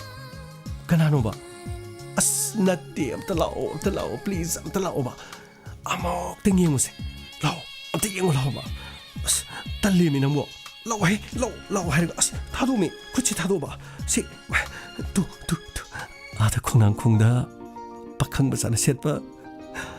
ꯖꯤꯟꯒ ꯁꯦꯠꯂꯒ ꯃꯁꯝꯒ ꯆꯞ ꯆꯞ ꯌꯨꯡꯍꯜꯂꯒ ꯑꯗꯒꯤ ꯃꯅꯥꯗ ꯁꯅꯥꯅ ꯑꯃꯒ ꯁꯤꯔꯒ ꯐꯨꯔꯤꯠ ꯀꯥꯏꯁꯦ ꯌꯦꯡꯉꯣ ꯌꯣ ꯇꯧꯔꯒ ꯂꯦꯞꯄꯤꯁꯦ ꯌꯦꯡꯉꯣ ꯀꯅꯥꯅꯣ ꯈꯪꯕ ꯉꯝꯕ꯭ꯔꯥ ꯌꯦꯡꯉꯣꯕ ꯀꯅꯥꯅꯣ ꯁꯤꯕꯣ ꯑꯩ ꯈꯪꯗꯦ ꯀꯅꯥꯅꯣ ꯁꯤꯕꯣ ꯏꯁ ꯅꯪ ꯈꯪꯗꯦ ꯅꯪ ꯎꯈꯤꯗ꯭ꯔꯤ ꯈꯪꯗꯦꯃꯤ ꯌꯦꯡꯉꯣ ꯇꯨ ꯌꯦꯡꯉꯣꯕ ꯑꯁ ꯃꯨꯛꯇꯅ ꯇꯩꯁꯨ ꯃꯈꯨꯠꯀ ꯊꯥꯡꯒꯠꯂꯦ ꯌꯦꯡꯉꯣ ꯑꯁ ꯌꯦꯡꯉꯣ ꯑꯁ ꯈꯨꯠꯀ ꯍꯩꯔꯛꯏꯁꯤ ꯌꯦꯡꯉꯣ ꯅꯪ ꯈꯪꯗ꯭ꯔꯣꯕ ꯁꯤꯕꯣ ꯀꯩꯅꯣ ꯅꯨꯡꯁꯤ ꯅꯪꯒ ꯈꯪꯅꯕ ꯃꯤꯔꯕ ꯑꯩꯗꯤ ꯈꯪꯗꯤꯌꯦ ꯑꯁ ꯀꯗꯥꯏꯗꯩꯅꯣꯍꯦ ꯑꯩꯒ ꯈꯪꯅꯕ ꯅꯠꯇꯦ ꯅꯪꯅ ꯉꯔꯥꯡ ꯍꯥꯏꯕ ꯑꯩꯈꯣꯏ ꯁꯤ ꯂꯩꯀꯥꯏꯒꯤ ꯇꯥꯗ꯭ꯔꯨꯕꯅꯦ ꯃꯁꯤ ꯀꯩꯅꯣ ꯍꯥꯏꯁꯤꯕꯣ ꯃꯈꯣꯏꯁꯨ ꯀꯛꯊꯠꯂꯕ ꯑꯗꯨꯒ ꯃꯐꯤ ꯃꯔꯣꯟꯒ ꯂꯣꯏꯅ ꯁꯤꯟꯊꯣꯛꯑꯒ ꯀꯩꯅꯣ ꯇꯧꯏꯁꯤꯕꯣ ꯑꯌꯥ ꯀꯩꯅꯣ ꯃꯥ ꯇꯧꯏꯁꯤꯕꯣ ꯑꯁ ꯑꯩꯅ ꯌꯥꯅꯕꯅꯤ ꯁꯤꯅꯤꯅꯦ ꯃꯥꯒꯤ ꯃꯆꯠꯇꯤ ꯍꯣꯡꯗꯣꯛꯇꯅ ꯏꯁ ꯃꯥꯅ ꯑꯁꯨꯃꯥꯏꯅ ꯇꯧꯔꯒ ꯑꯩꯅ ꯍꯦꯛꯇ ꯌꯥꯔꯅꯤ ꯁꯤꯅꯤꯅꯦ ꯂꯥꯛꯑꯣ ꯆꯪꯉꯁꯤ ꯂꯥꯛꯑꯣ ꯀꯩꯅꯣꯍꯦ ꯇꯨꯃꯤꯟꯅ ꯌꯦꯡꯉꯣ ꯀꯩꯅꯣ ꯅꯪꯕꯨ ꯁꯨꯃꯥꯏꯅ ꯊꯥꯖꯕ꯭ꯔꯣ ꯃꯀꯣꯏ ꯃꯔꯥꯡ ꯂꯣꯏꯅ ꯀꯛꯊꯠꯈ꯭ꯔꯦ ꯃꯐꯤ ꯃꯔꯣꯜ ꯁꯦꯠ ꯅꯥꯟꯅ ꯁꯦꯠꯂꯒ ꯃꯈꯨꯠꯀ ꯍꯥꯏꯗꯅ ꯃꯉꯛ ꯁꯝꯗ ꯖꯦꯀꯦꯠ ꯑꯃꯁꯨ ꯌꯥꯜꯂꯤꯌꯦ ꯌꯦꯡꯉꯣ ꯇꯧꯔꯤꯁꯦ ꯌꯦꯡꯉꯣ ꯑꯩꯗꯤ ꯇꯥꯗ꯭ꯔꯨꯕꯁꯦ ꯅꯍꯥꯟꯃꯛꯀꯤ ꯑꯁꯨꯛ ꯌꯥꯝꯅ ꯐꯖꯩ ꯈꯪꯗꯤꯌꯦ ꯑꯣ ꯏꯕꯦꯝꯃ ꯅꯪꯒ ꯑꯣꯏꯅ ꯀꯣꯏꯅꯔꯣ ꯑꯩꯉꯣꯟꯗ ꯅꯨꯡꯁꯤꯅ ꯍꯥꯏꯕꯗꯣ ꯅꯪꯒ ꯑꯣꯏꯅ ꯀꯣꯏꯅꯔꯣꯅ ꯍꯥꯏꯕꯤꯔꯨꯔꯒꯦ ꯏꯁ ꯆꯠꯂꯣꯍꯦ ꯃꯤ ꯑꯩꯒꯤꯁꯨ ꯂꯩꯖꯩ ꯈꯪꯕ꯭ꯔꯥ ꯏꯁ ꯑꯩꯒꯤ ꯂꯩꯖꯗꯕꯩ ꯇꯥꯏꯞꯇ ꯑꯣ ꯏꯕꯦꯝꯃ ꯅꯪꯕꯨ ꯉꯥꯎꯕꯒꯤꯅꯤ ꯃꯥꯅ ꯇꯧꯔꯤꯁꯦ ꯂꯣꯏꯅ ꯃꯔꯝ ꯆꯠꯁꯤ ꯍꯣꯡꯗꯣꯛꯍꯜꯂꯗꯤꯅꯦ ꯌꯥꯝꯅ ꯐꯒꯗꯕ ꯃꯤꯅꯤ ꯃꯊꯧꯅꯥꯒ ꯌꯥꯝ ꯂꯩꯈ꯭ꯔꯖꯥꯅꯤ ꯏꯕꯦꯝꯃ ꯅꯍꯥꯟꯃꯨꯛꯁꯨꯅꯦ ꯃꯥꯅ ꯁꯒꯣꯜ ꯊꯧꯕ ꯇꯝꯕꯗ ꯁꯒꯣꯜꯗꯣ ꯃꯥꯅ ꯇꯣꯡꯕꯗ ꯇꯣꯡꯒꯦ ꯌꯥꯗꯦꯅꯅꯦ ꯁꯒꯣꯜꯗꯣ ꯃꯥꯅ ꯃꯅꯥꯀꯣꯡꯗꯨꯗ ꯀꯤꯟꯅ ꯊꯤꯟꯕꯗ ꯁꯒꯣꯜꯗꯣ ꯂꯝꯄꯥꯛꯇ ꯇꯨꯈ꯭ꯔꯤꯅꯤ ꯈꯪꯕ꯭ꯔꯥ ꯏꯕꯦꯝꯃ ꯏꯁꯤꯡ ꯊꯥꯗꯅ ꯂꯥꯛꯅꯗꯅ ꯁꯒꯣꯜꯗꯣ ꯄꯨꯡ 3-4 ꯂꯩꯔ ꯍꯧꯒꯠꯂꯛꯏꯅꯤ ꯈꯪꯕ꯭ꯔꯥ ꯑꯁ ꯀꯩꯅꯣ ꯍꯥꯏꯁꯤꯕꯣ ꯀꯩꯅꯣ ꯅꯪ ꯍꯥꯏꯁꯤꯕꯣ ꯑꯁꯦꯡꯕꯅꯤ ꯌꯦꯡꯉꯣ ꯅꯨꯡꯁꯤꯗ꯭ꯔꯦ ꯌꯦꯡꯉꯣ ꯅꯪꯅ ꯍꯥꯏꯕꯗꯒꯤ ꯃꯐꯤ ꯃꯔꯣꯟ ꯍꯣꯡꯗꯅ ꯃꯀꯣꯏ ꯃꯁꯝ ꯃꯅꯥ ꯀꯛꯇꯅ ꯌꯦꯡꯉꯣ ꯑꯣ ꯏꯕꯦꯝꯃ ꯃꯀꯣꯏ ꯐꯅꯌꯥꯝ ꯀꯛꯑꯁꯨꯅꯦ ꯀꯛꯈꯤꯕ ꯃꯀꯣꯏꯗꯣ ꯑꯃꯅ ꯆꯣꯡꯉꯛꯀꯅꯤ ꯈꯪꯕ꯭ꯔꯥ ꯐꯥꯈꯤꯕ ꯏꯁꯩ ꯅꯣꯡꯃꯇꯣꯔꯁꯨ ꯉꯥꯡꯀꯅꯤ ꯑꯣꯛꯇꯕꯁꯤꯗꯤꯅꯦ ꯑꯩ ꯁꯨꯡꯄꯥꯝ ꯄꯥꯝꯖꯗꯦ ꯑꯩꯒꯤ ꯏꯕꯨꯡꯗꯣ ꯇꯥꯔꯗꯤꯅꯦ ꯍꯥꯠꯀꯦ ꯍꯥꯏꯅꯤ ꯈꯪꯕ꯭ꯔꯥ ꯆꯪꯉꯁꯤ ꯂꯥꯛꯑꯣꯕ ꯑꯩ ꯆꯪꯈ꯭ꯔꯦꯅꯤ ꯏꯇꯣ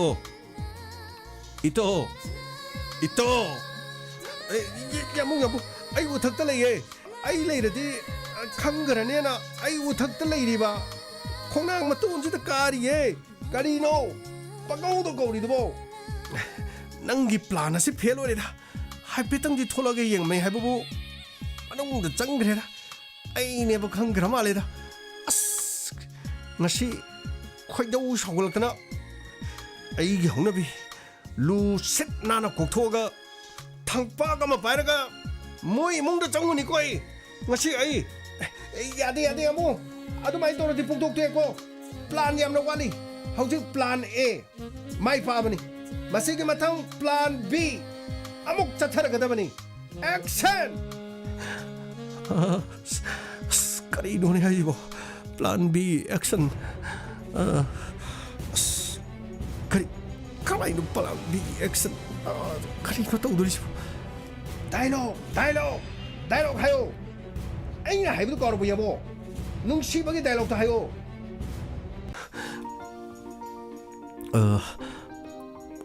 이찬도미 ꯑꯩꯅ ꯅꯪꯒꯤ ꯅꯐꯝꯗ ꯀꯔꯤꯅꯣ ꯃꯐꯝ ꯃꯇꯝ ꯆꯥꯗꯅ ꯍꯥꯏꯈ꯭ꯔ ꯃꯥꯜꯂꯦ ꯇꯁꯦꯡꯕꯒꯤꯗꯤ ꯑꯩ ꯀꯅꯥꯒꯨꯝꯕꯤ ꯑꯃꯒꯤ ꯃꯐꯝꯗ ꯅꯨꯡꯁꯤ ꯍꯥꯏꯅ ꯍꯥꯏꯈꯤꯕ ꯂꯩꯇ꯭ꯔꯤ ꯑꯁꯦꯡꯕꯅꯤ ꯃꯐꯝ ꯑꯁꯤꯗ ꯅꯪ ꯍꯦꯛ ꯂꯥꯛꯄꯗꯒꯤ ꯃꯥꯏꯀꯩ ꯈꯨꯗꯤꯡꯃꯛ ꯏꯐꯗ ꯐꯖꯗꯨꯅ ꯂꯩꯔꯤ ꯎꯔꯨꯕ ꯈꯨꯗꯤꯡ ꯌꯦꯡꯂꯨꯕ ꯈꯨꯗꯤꯡ ꯑꯗꯨꯃꯛ ꯁꯨꯝꯍꯠꯇꯨꯅ ꯂꯩꯔꯤ ꯑꯁꯦꯡꯕꯅꯤ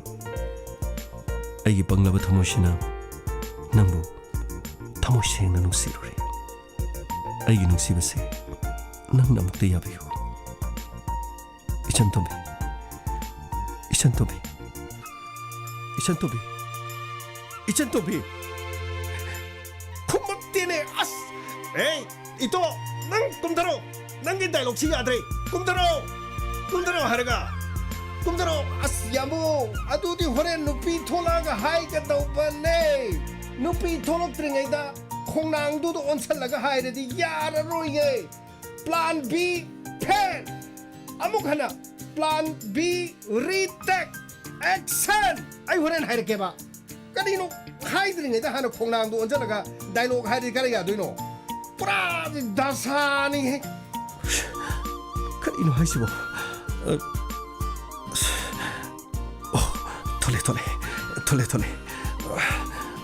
थोले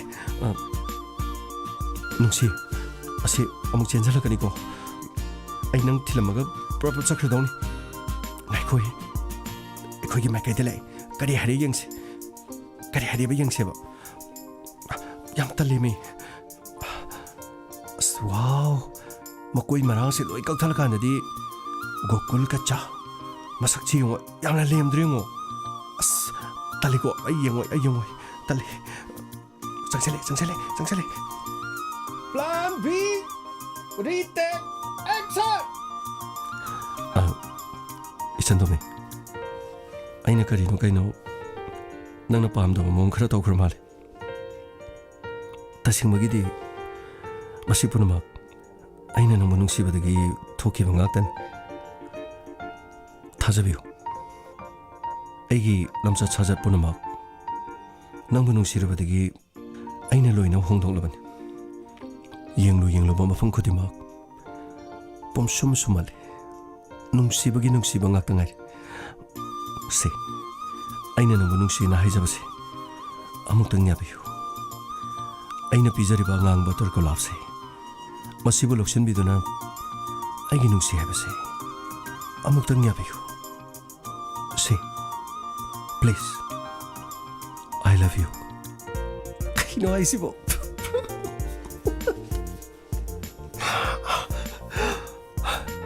मुझे फिल्म नमीरो एल्बम नमीरोबा प्लान बी रीटे एक्शन गाहरी मुझे लो चलो रसिलो आई चंगे नुक्सी आई चंगे को अशुक फसना हाइबदसु यादबा इतो नंगी प्लान बी असिसु फेल वरेने अस खंद्रेदा तू यौरदे फिल्म फजने ना हेरो फजब हेरोइन फजब नेक लुरगा होल द कनामतन सिनेमा यंगबिदबदुगा चाप मानरे फरे यामो आई उथक्तगी कुमजरागे प्लान 3 हयेंग तौरसे हा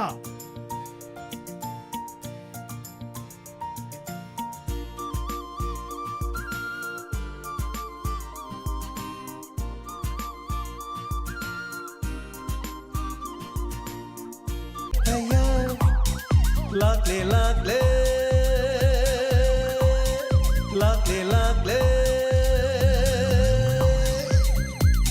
Inspector Tayang Uthanaba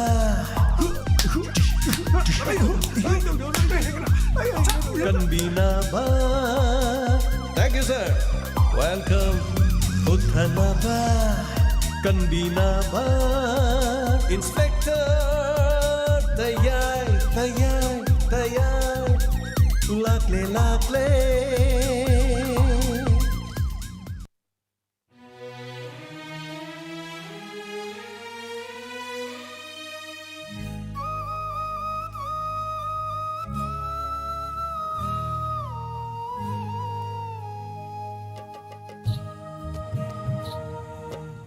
Hanana thagachari ngasigi tangkagasida tabiribasing Inspector Tayay humpuga taruk suba tangkag tabiribasing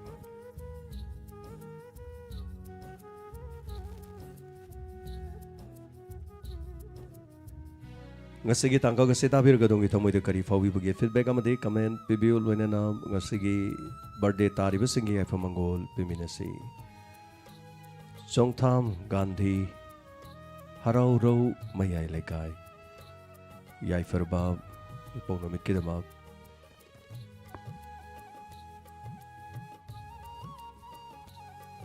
Asigum labab nung ay raban minasi masing langam na dong ipon sida lakpo uwi siya nung haibab Yai pamangol adu pijari Songtham Gandhi Harau Rau Mayay Laikai digi Khwairakpam Bidyarani Thamna Pokpi Maning Laikai digi Selesigisu Sigum laba ipok numit nung hiraban numit asi masing langam na lakpoy da sunu loina na Janambam Tolen Tomba Son of Somananda and Romita Iram Sipai Leirag Asangba Hariba Sidigi nung siraba kasigi Mapok numit tariba sing sida Yaifa Manggol Pizzeria domadong ipun sida nung ayaifa ba Nadigek taba soy arak Kudong tiba may ising nung sit gari Pom na magtigi Ana ayek kaya diging aktok pa Tayo mapun na pinabibo siya no Ado madong ipun sida may pakpa Yaifa ba paling pantawgi siya ba Maton lom na tawang amba Lay baka sige Tulad tara ba kaya gimating pang bungamba Uwira siya no hay ba Wisa si Pizzeria Hanana Aduga Masigi makatarag po si miyam na pibirag liba feedback patok sa bagitan sa adong logzagi. Tagatsari mayam po na mag aduga ay napabik hog sa basitagi pahodra gusto matagtalip ng kopi torong makada adong tajan biro ay kitang tuno pasagi. Mala tingbay jam nga CDM nungay nok pa sige tawi Sir James na tapiri. Mala tingbay jam tagatsari kari umatam na kuji tension nga takapaw at igi ten action mayam singarang na hanagi torong panina. So nga sisu tangkak ang makitang amok taydok sa bani taydok sa raga sagat charak pa sige. Sagalak pa jahan madadi kara dum chamgalli hai tare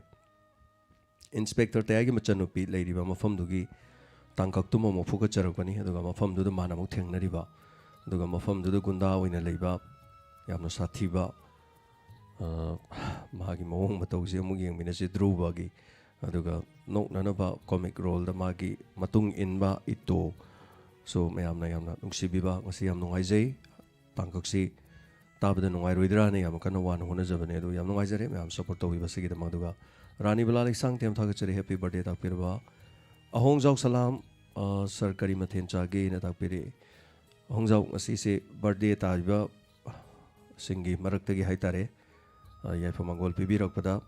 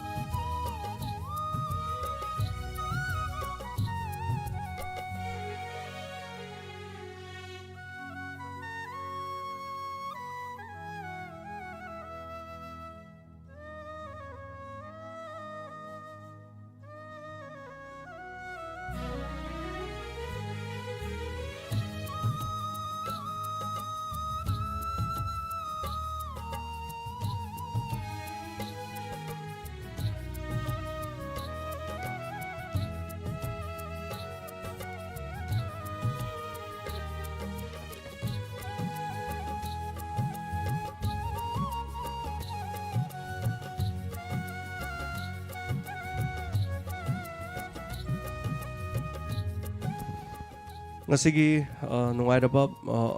angang singi mapuk numit ay jabatare mapuk numit pibada ngasigi injang hang apa dini ningseng ay si Australia dagi kuigi itay mamana mahaki nung siraba magi masunu pi ama da kuigi wis pina na magi habirak pani madugi tanjadu ni live oi bani na chita jau dagi madu amuk pina bani hona jari se duga ay madugi muk tanjadu pijage thagachari ngasi se koigi Australia gi family sin ai jabata re koigi thorom sida ꯑꯩꯈꯣꯏꯒꯤ ꯗꯥꯏꯃꯟꯒꯤ ꯂꯩꯕꯤꯔꯤꯕ ꯁ꯭ꯇꯥꯐꯁꯤꯡꯒꯤ ꯍꯥꯏꯇꯥꯔꯦꯅꯦ ꯃꯌꯥꯝ ꯆꯥꯅꯕ ꯉꯥ ꯍꯥꯏꯇꯥꯔꯦ ꯉꯥ ꯆꯥꯅꯕꯒꯤ ꯍꯥꯏꯇꯥꯔꯦ ꯇꯧꯕꯤꯔꯦ ꯑꯗꯨꯅ ꯉꯥ ꯆꯥꯏꯌꯦꯅ ꯍꯥꯏꯅ ꯑꯣꯏꯅꯥꯝ ꯑꯩꯈꯣꯏꯒꯤ ꯀꯩꯅꯣꯅ ꯍꯪꯕꯤꯔꯛꯄꯗꯨꯗ ꯍꯥꯏꯇꯥꯔꯦ ꯊꯥꯒꯠꯆꯔꯤ ꯍꯥꯟꯅ ꯊꯧꯔꯝꯁꯤꯗ ꯍꯥꯏꯕꯤꯔꯛꯄ ꯑꯗꯨꯒ ꯉꯁꯤꯒꯤ ꯊꯧꯗꯣꯛ ꯑꯃꯈꯛ ꯊꯣꯛꯈꯤꯕ ꯌꯥꯝꯅ ꯅꯨꯡꯉꯥꯏꯇꯕ ꯊꯧꯗꯣꯛ ꯑꯃ ꯀ꯭ꯋꯥꯀꯩꯊꯦꯜꯗ ꯊꯣꯛꯈꯤꯕ ꯑꯦꯛꯁꯤꯗꯦꯟꯗꯨ ꯌꯥꯝꯅ ꯅꯨꯡꯉꯥꯏꯇꯕ ꯍꯥꯏꯇꯥꯔꯦ ꯑꯗꯨꯛꯀꯤ ꯃꯇꯤꯛ ꯅꯨꯡꯉꯥꯏꯇꯕ ꯊꯧꯗꯣꯛ ꯑꯃꯅꯤ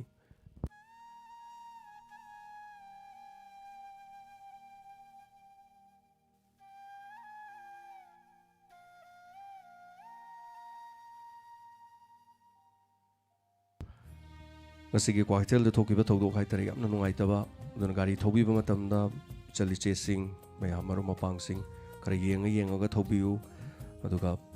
ꯒꯥꯔꯤ ꯑꯆꯧꯕꯅ ꯃꯌꯥꯏꯗ ꯆꯠꯄ ꯃꯆꯥꯅ ꯃꯇꯥꯏꯗ ꯆꯠꯄ ꯍꯥꯏꯕ ꯅꯤꯌꯣꯝꯗꯤ ꯀꯩꯁꯨ ꯂꯩꯄꯣꯟꯇꯦ ꯃꯌꯥꯏꯗ ꯆꯠꯂꯝꯃꯁꯨ ꯃꯗ ꯆꯠꯂꯁꯨ ꯌꯦꯡꯅꯔꯒ ꯆꯠꯄ ꯌꯥꯕ ꯉꯥꯛꯇꯅꯤ ꯑꯗꯨꯕꯨ ꯑꯆꯧꯕꯁꯤꯡꯅ ꯃꯆꯥ ꯗꯣꯡ ꯗꯣꯡ ꯗꯣꯡ ꯍꯦꯛꯇ ꯊꯣꯝꯗꯠꯄ ꯇꯧꯕꯁꯦ ꯃꯁꯤꯒꯨꯝꯕꯁꯤ ꯌꯥꯝ ꯅꯨꯡꯉꯥꯏꯇꯦ ꯑꯗꯨꯅ ꯌꯥꯝ ꯆꯦꯛꯁꯤꯟꯕꯤꯌꯨ ꯉꯁꯤꯒꯤ ꯌꯥꯝ ꯅꯨꯡꯉꯥꯏꯇꯕ ꯑꯩꯈꯣꯏꯒꯤ ꯊꯧꯗꯣꯛꯇ ꯌꯥꯝ ꯅꯨꯡꯉꯥꯏꯖꯗꯕ ꯑꯗꯨꯒꯨꯝꯕ ꯊꯣꯛꯄ ꯂꯩꯔꯤꯕꯅꯤ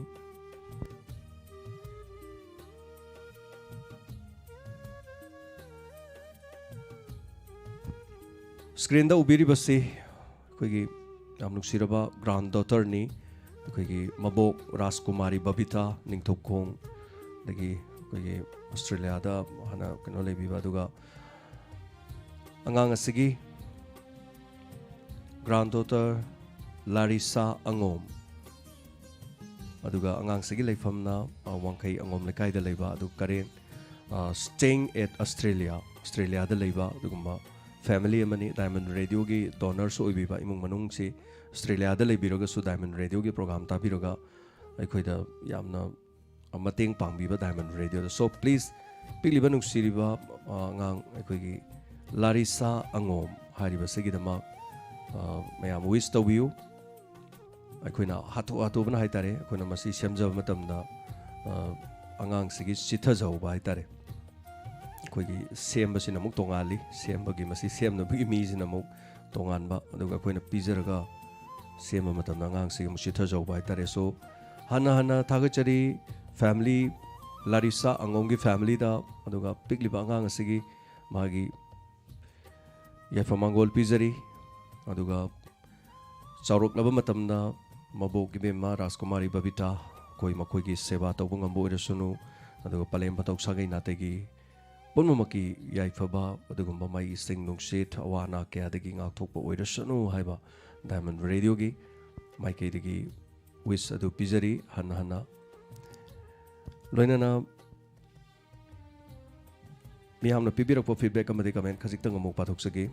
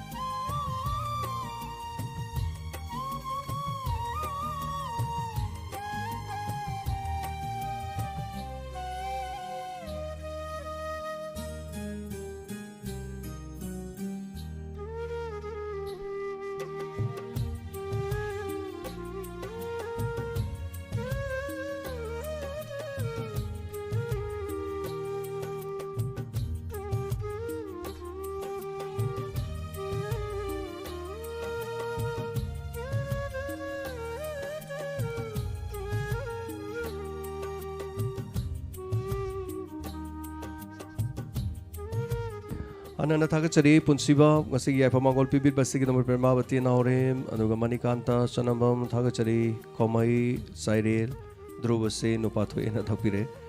Madam Celebrity Inspector Tayagi wari si tawdo to gi matik nungai zai Tayagi wari sina kachin ko yasin bathung na maming chale na takpirakpa thagachari masagi da magaduga Elise Benau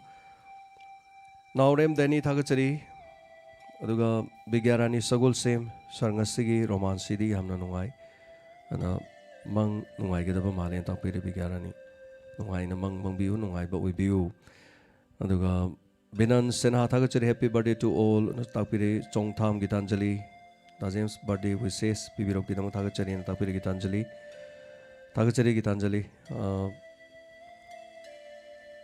birthday gi wish pijakiba adugi dam haitare so thokchom milan Umarani meang lambam Boisa ilang mon thagachari wari siam nongai zai durbagi punsi oininge na takpiri thagachari Drubusi may amna negative oido bo khanba duga wari dugi loisalak pada mana mukna kanam do mulak pai tare dubu yang minasi kari lak to ino drubusi negative oido ra kari do nungsi jabai ra kari no haibudo nungsi na bagi mong matausi makhan khena ba kya lei so horok pada nungsi na dabai mong malamaga sum oina jarak pada gi sum taknarak pada maduna nungsi na bagi maram mo oiba kya maram sum yaudo banati haijariba so ngasigi pura top pe druba amadi itogi na takpirakpa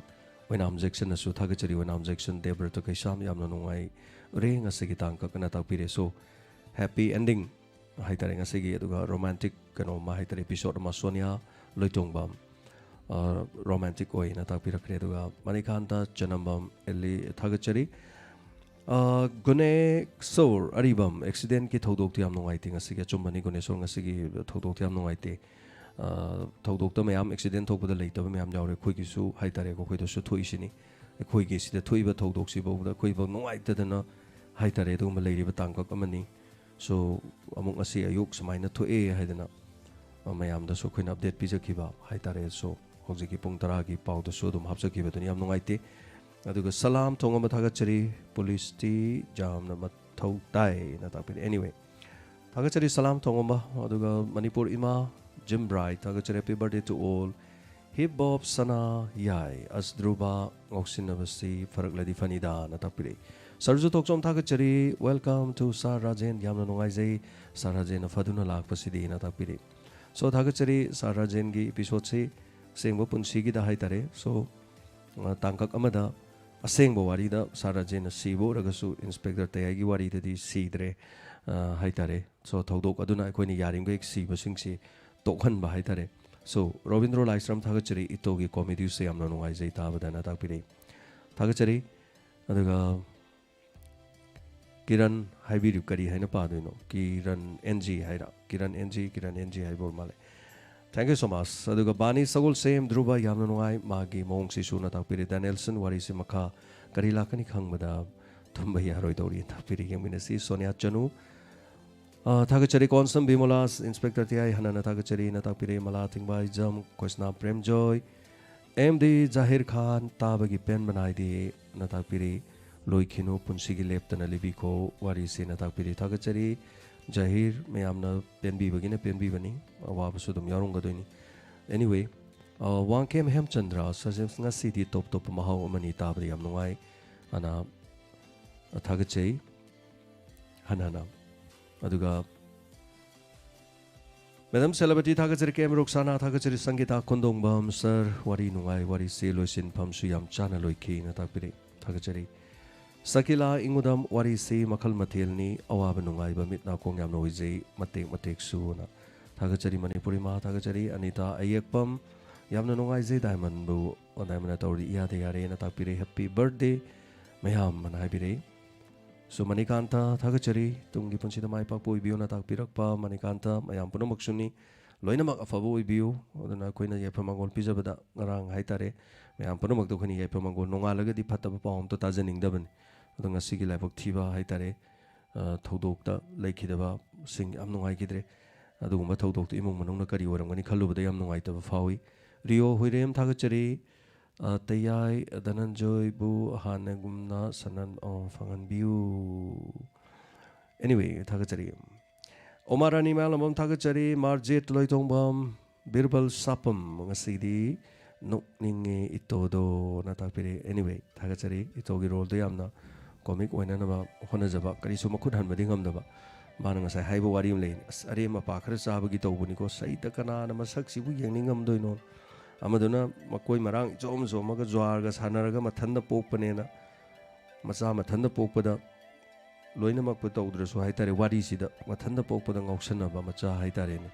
mama mapa gi sel thum loithokpa jwar sanaba fadigom timing da nongalam numidang wairam thakpa chaba tawba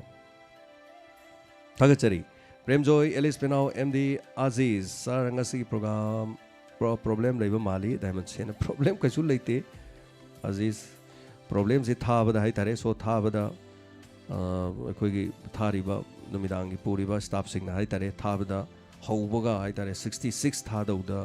madugi lauk thokpagi 66 ki ahobagi thadauda click tawbada soidana ama soibam yaugre adu natana thodopa kachu leite yes khoi gi soigi bana ngasi gi nuksiraba cha Larissa ngomgi birthday gi haitare so maya marakta semada khoi gi semisi akhoi mok madu mok tharaga photoshop tu seman ba khoi staff on semani staff tu semadu rendering tawbada mai gi timeline do ending do marakta 20 tarak na thamgraba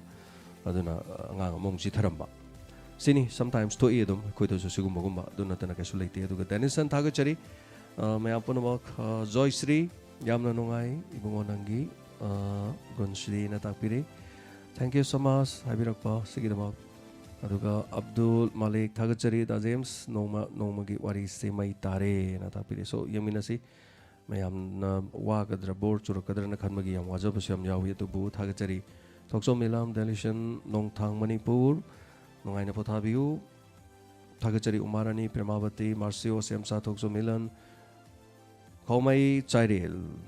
nupi na ngambase ngamida ko gunda oirambadru baba unkri thagachari hanana Govind Khoman yapamagon pibiba sarju thokchom tamfa khoisnam Premjoy Alice Delison mayam mingsiloi hanjala male Suras Kumar thagachari live tare khallubani thing na lena me na takpiname okay Ronita Guru Ariba nungaite urubada thamoi se kai ngasai gi dorangani adu salam thonga ma thagachari mit mang da ni nungaite thuk thuk lawi nupi ani ina thodok to na takpir salam thango bana habira po salam thangomba yam nungaite pau du tar matung da haitare ko na CCTV da gari na thomba khotpa ka tawbu mayam yengnei aidi yengwang so ngamde accident gumma se hoi tangai phadana aina ngasi bawda ina lai khurum jabje sorda sai mangda di madu su han bino nei lai khurume thamoi se puba yade ai de dom se uba sunga yade thamoi se am sole hai tare karai des kaino matau masa ge hai tare pokpodagi adu mi se manade ko adum ai lemi nei mi sing sida leibda su accident thoyar gung chenjal laga yeng do hone adu mi se manade mi makhan se grah na sajani adu ai di lei phajabagumba adagiri ising phajaba ngakto ujagi adugumba se haitare thamoi sok pasigumba ju ubade yam pubo ngamde haitare duna ngasai thagat narakpa group ta kari de kra thagalapod as kaido bai thagat pirino sima yam se nungai tab dum phawi be yam nungai te kari haidunu khangdi akhoi ga karim thongnaba natte adubu mioi bani haitare mioi bani ima baba leibirongga doini makhoi gi imung manung kari oirongani du khallubada ko makhoi na torongga do anda khoi su ngarang na ma thoi duni na khoi su Diamond gi advisory ama laibok thiba thodok thui duni hayeng si asti ni tari se khoi gisu so masini aduna ngasi gi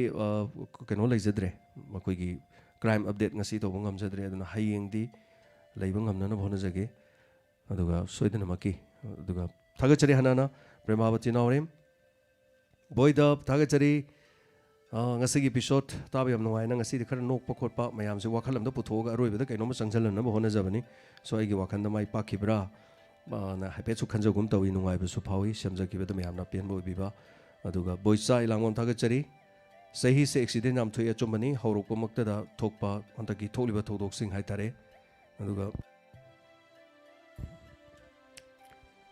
Alex Ningthokjom thagachari Drubagi Puksel sengbo male ne yemina si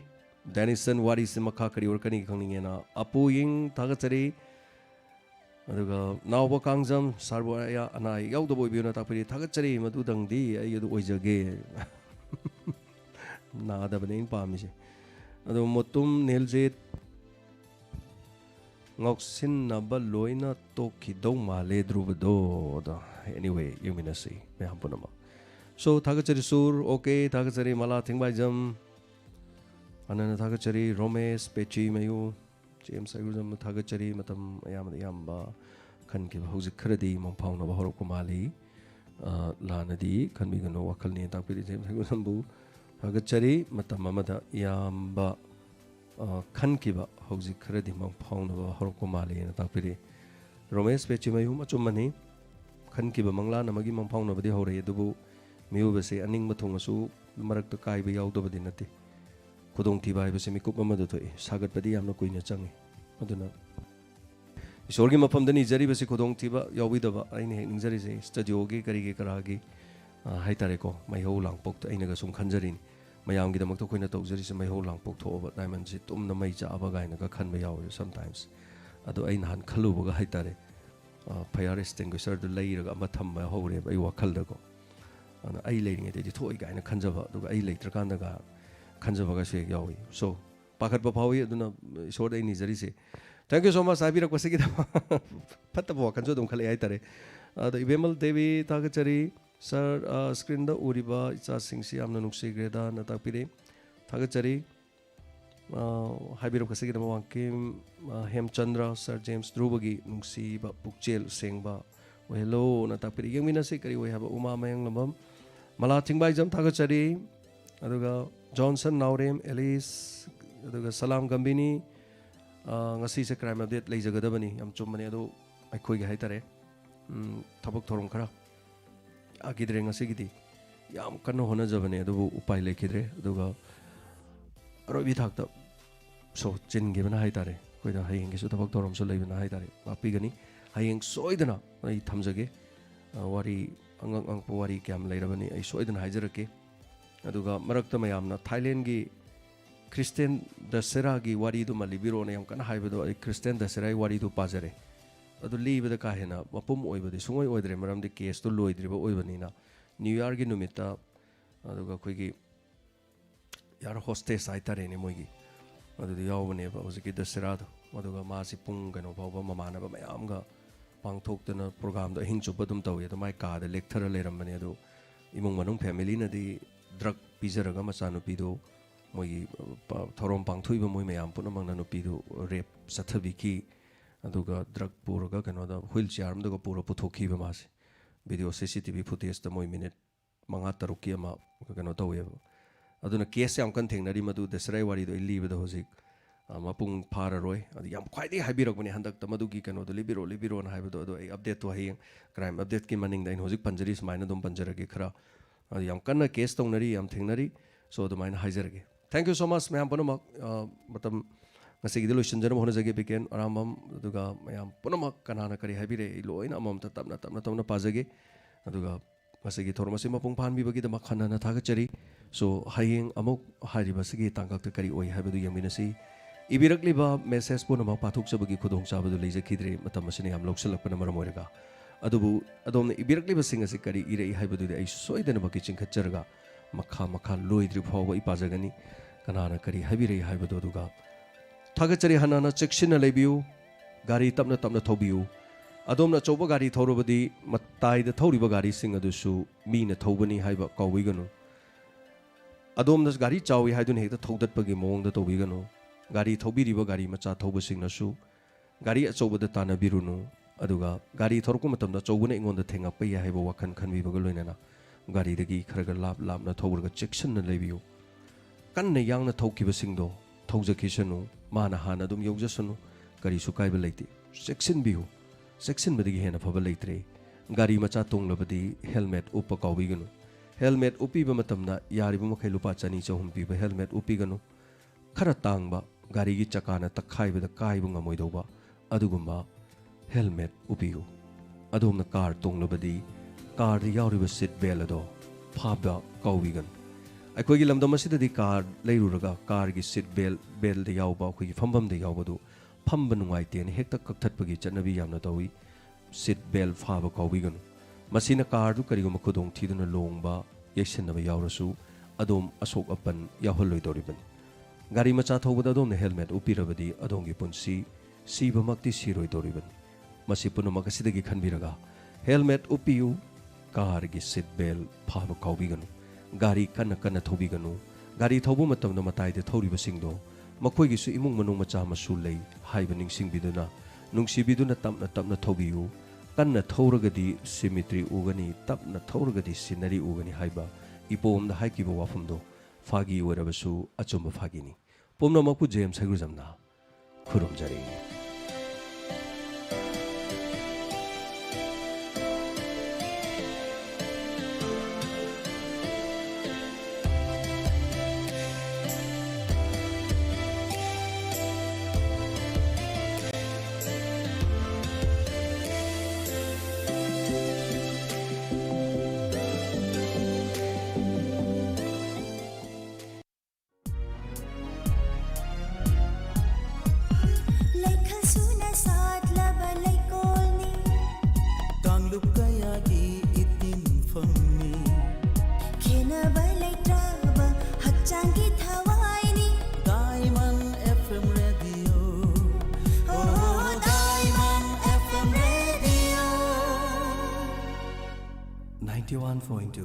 Diamond Radio Channel.